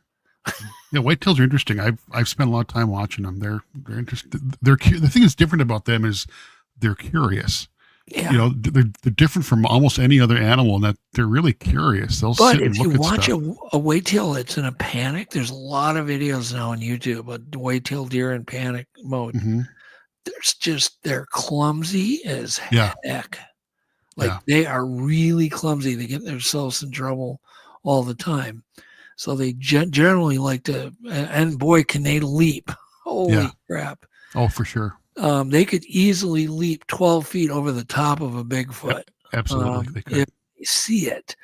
But if it's broken up by a few sticks, Johnny, they're just going to keep going straight, and that thing can ambush it really easy. You know, and I don't think they're eating the whole carcass. I'm going with Matt that they just they're going for that liver, and they're just leaving the rest for their coyote buddies that help them hunt and their raven buddies that help them do aerial reconnaissance. They take the liver, they leave the rest for their buddies on purpose so they get help in hunting and reconnaissance. So that's my dumb theory, but it's a plausible. Well, it's a very plausible theory. It makes sense. Well, ravens do that, and wolves. The ravens do a lot of aerial reconnaissance for the wolves. I've witnessed it firsthand, and then I've witnessed the wolves coming in, tearing the carcass open, and then the wolves back off and let the ravens feed. They just back off and just sit, and the ravens come in and feed as kind of a payment for them spotting the deer with the injury or the starving deer or the deer stuck in deep snow. The ravens come and get the wolves, and I think the same thing's happening with Bigfoots. Makes sense. And with coyotes, because coyotes are they're amazing too. And I think the coyotes will actually come and I know this sounds weird, but I've got footage and I've seen some really weird stuff. Twice now I've had an experience with Bigfoot and either a wolf or coyotes, a pack of wolves and coyotes, and kind of witnessed some stuff firsthand. That's a whole nother show. But I think there's a working relationship going on. Sure. It makes a ton of sense. Does that make sense to you, Brian? Yeah. I've heard it too many times from folks, man. I used to think people were batshit crazy when they would tell me that 3 years ago. The more you get into this and the more you listen to stories, the more you have to say that's definitely plausible that it could happen. I discovered back in the 90s, I put a camera with Dr. Lynn Rogers in a beaver den. Took us 3 years to get that camera in there. Man, within the day one, we see muskrats grooming beavers. Really? They're living Wow. in the same den. And that's just symbiotic relationship. That goes way beyond that. That's cohabitation of Yeah. two different mammal species, where the beavers would let the muskrats groom all of the parasites out of their fur and, eat the little things that the beavers had in there. And then the muskrats did all the bedding. Beavers I never never knew touched that. the bedding in the lodge. The beavers just would chew away at the roof and the sides and make repairs on the structure, the roof and the sides. The muskrats did all the beddings for the beavers. Wow. And so that when I witnessed that firsthand and documented that, I believe, by the way, there's a scientific paper coming out on our work, which is really fantastic because it was the first time mammals of different species have been filmed over many, many days cohabitating, not just working together. I actually theorize that Bigfoots may cohabitate with coyotes in certain areas, in certain situations, and ravens. Makes a ton of That's sense. interesting. It's just, we don't know for sure, but I think it would really help them a lot. It would help the ravens. It would help the coyotes. It's kind of a, win-win for everybody. So, Yeah. Yeah, that's interesting. yeah. I Anyhow, found a really cool stick figure in my travels. I got some pictures, Jeff. It's number 8. I think it's A, B, C, and D. Okay. It's probably the coolest one I've ever found. yeah, I want to see that. Here's A. That's 8A. Yeah, Look like that's an asterisk. really symmetrical.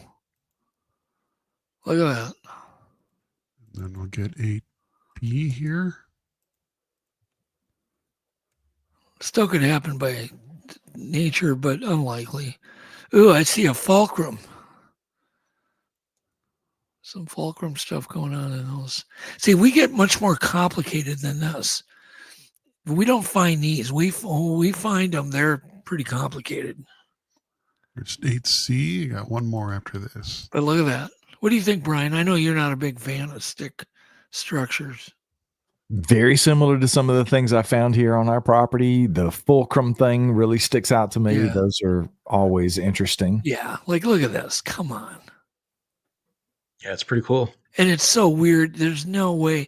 The other thing too, this could be go back to that. I got another theory I want to throw at everybody here. We'll put it out here first. This could also be an area where they drive deer into. It's a trip trap. Oh, that makes a ton of sense. It's just a trip trap. Sure. A deer will then try to leap over it, get all caught up in this crap. It slows them down. Okay. So think of it as just maybe a trip trap.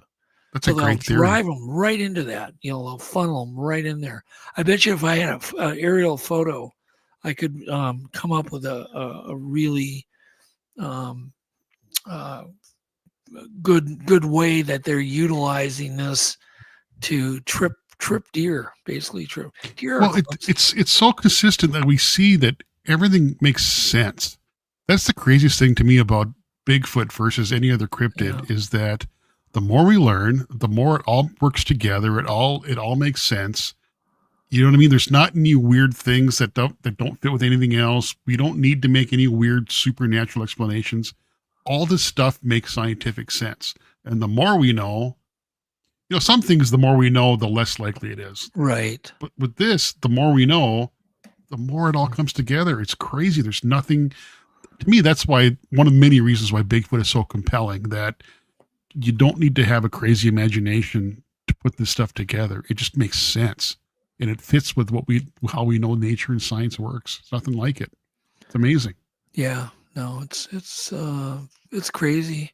But, study, there's a ton of deer, just clumsy deer. Just look at the crazy stuff they do. They are But they're goofy. also predictable. They're really predictable. And if you can get them panicked, and you can steer them right, you can do a push-pull scenario and steer them right into one of those trip traps. That's a great theory. I love that. That's a really great theory. I like that a lot. Because you guys have different types. I've noticed that geographically, the structures are different from Minnesota. Minnesota, there's a lot more teepees here, what I would call teepees. Some of the teepees I find are, they're 80 feet in the air. They're huge. They're just massive. And then they'll be gone the next day. Really? How many like angle 4 or 5, pieces of 4 or 5, 4 or 5, yeah. higher, like you're talking almost a half a ton on each log, and they'll stack them and put them in these, and then they'll be gone, literally gone the next day.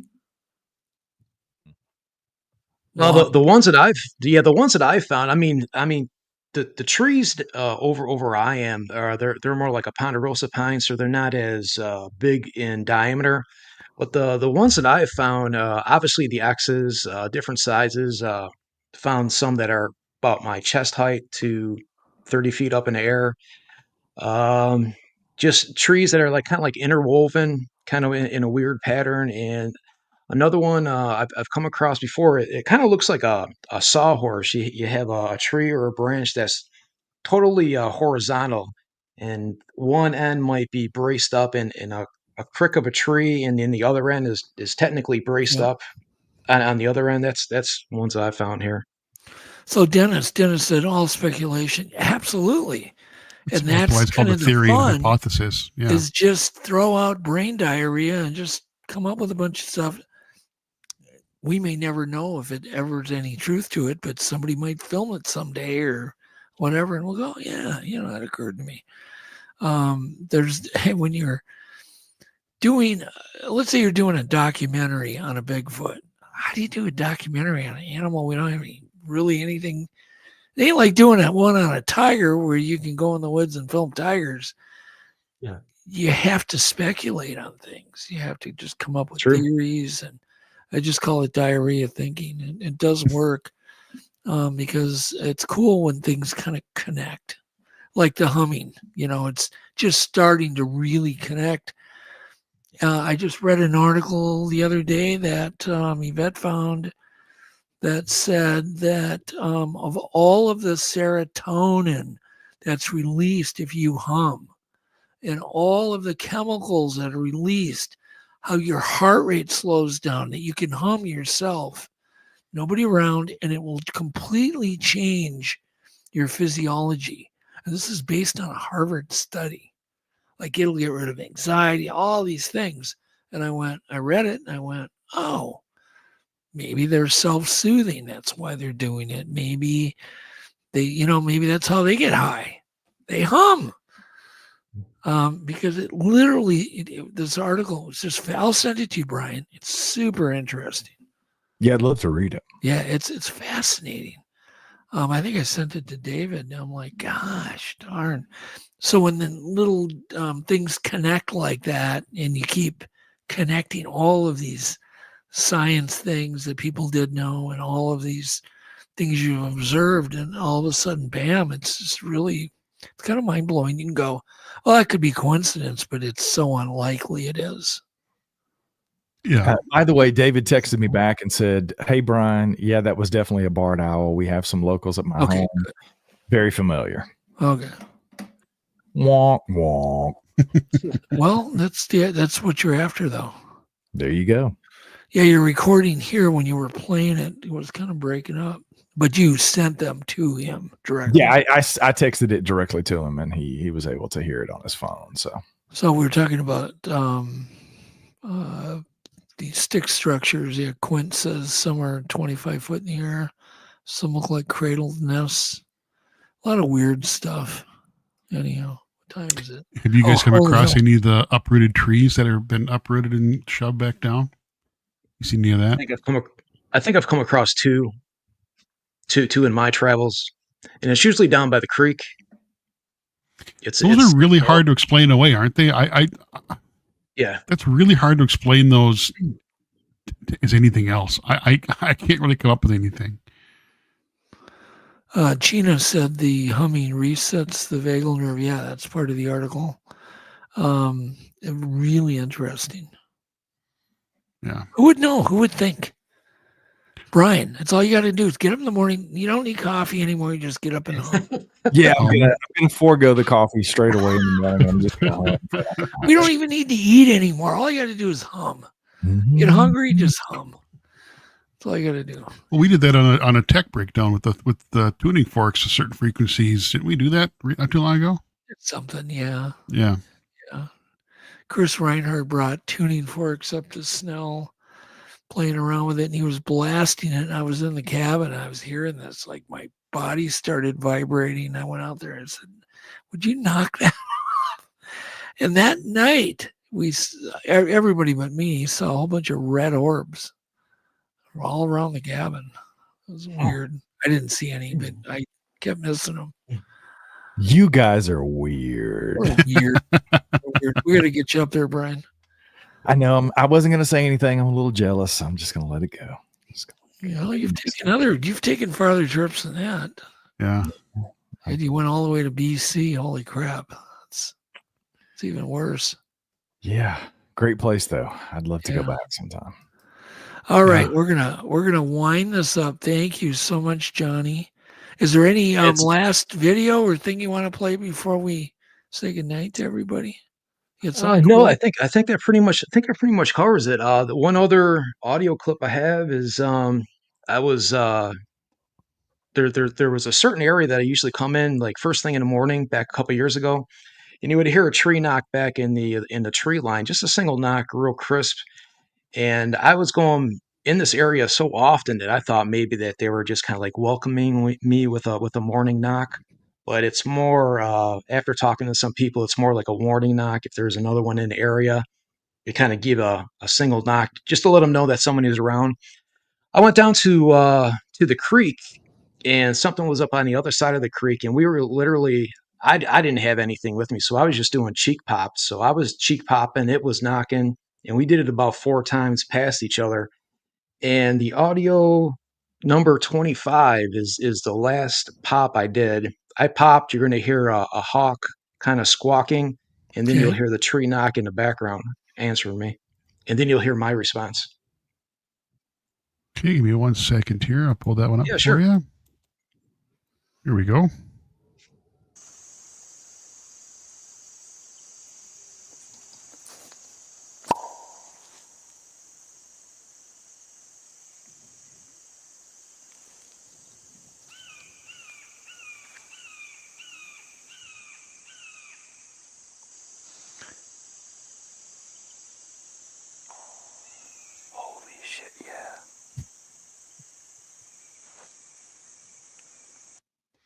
So was that you making that noise, Johnny? Yeah, I was cheek popping the first. Okay, pop. you cheek pop, but then there was a wood knock. Yeah, answering. Yep. Or another That's pretty cool. pop or whatever. That's pretty cool. Yeah. I thought for sure I was going to see one that day, but nothing came up to the creek on the other side, able to check me out, unfortunately. Yeah. Brian, tell us just quickly where they can, about your 2 books, the titles, so they can look for them. Yes, Sasquatch Unleashed, The Truth Behind the Legend. Yep. And the second one is Born Wild, Dakota's Odyssey, Volume 1 that just came out earlier this month. So you can get them on Hanger One Publishing. You can get them on Amazon. You can get them on Barnes & Noble. If you want a signed copy of either book, we sell those directly on our website, paranormalworldproductions.com. There's a store button there we ship them anywhere. So if you want an autographed copy, you can do it there, or you can find me at one of my many appearances coming up over the 2025. I think the first big one coming up is going to be down at the Great Florida Bigfoot Conference. I think it's April the 5th. I'll be down in Ocala, Florida.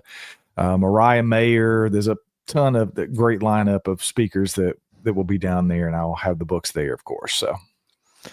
Very cool, very cool. And of course, you can watch and listen to Sasquatch Odyssey And just don't do it on Wednesday night between 7 and 10. That's all.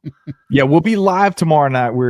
I'm going to be back at the Ozark Mountain Bigfoot Conference in October of this year, and we're going to have Mary Ann, the person who does that conference, on tomorrow night. So we'll be live over on Sasquatch Odyssey. If you guys want to check us out over there on YouTube, we'd love to have you. Cool. Well, we think the world of you, Brian. Thank you so much for coming on. Johnny, you have a YouTube channel. We didn't get to talk too much about that. Tell us the easiest part.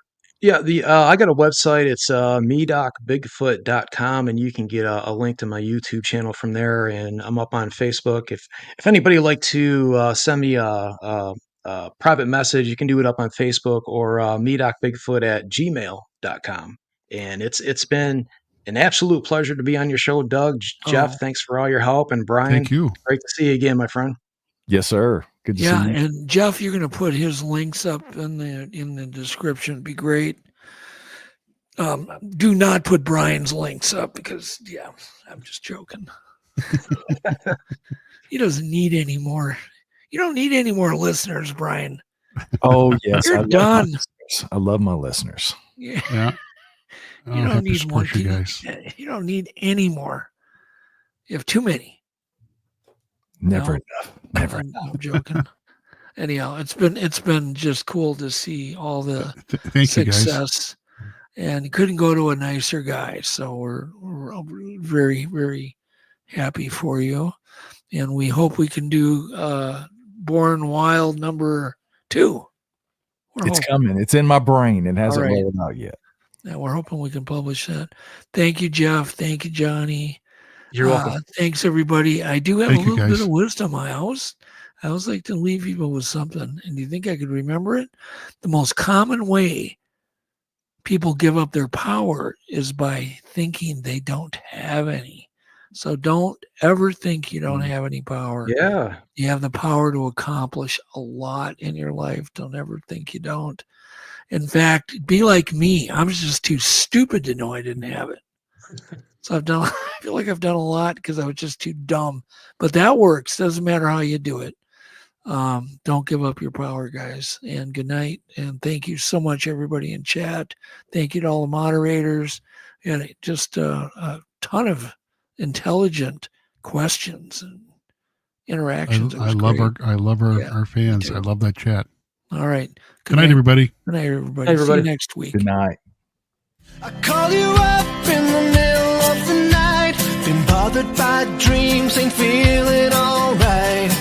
You give me comfort, say just give it some time. By the end of our talk, I'm feeling just fine.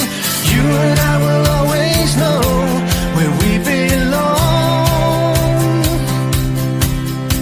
This ain't no ordinary love we got going on. I'll pick you up in my 59 Ford. We head on down the road until we get bored. Just you and me and the sun and the wind. If the rain should stop falling, we'll head on home again. Everybody else can see where we belong. Oh, ain't no ordinary love we got going on. At the end of the world, together forever is one, and I'll wait. If ever you should be in doubt, and I'll pray they never can pull us apart, and I'll wait for the time when we'll be together every day. But I know if ever we'll be led astray, that I'll find my way back home to you again.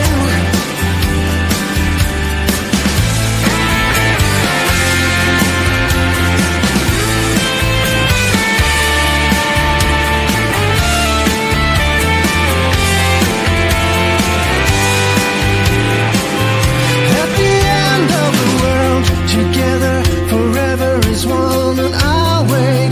If ever you should be in doubt, and I pray they never can pull us apart, and I'll wait. At the end of the world, together forever is one, and I'll wait. should be in doubt.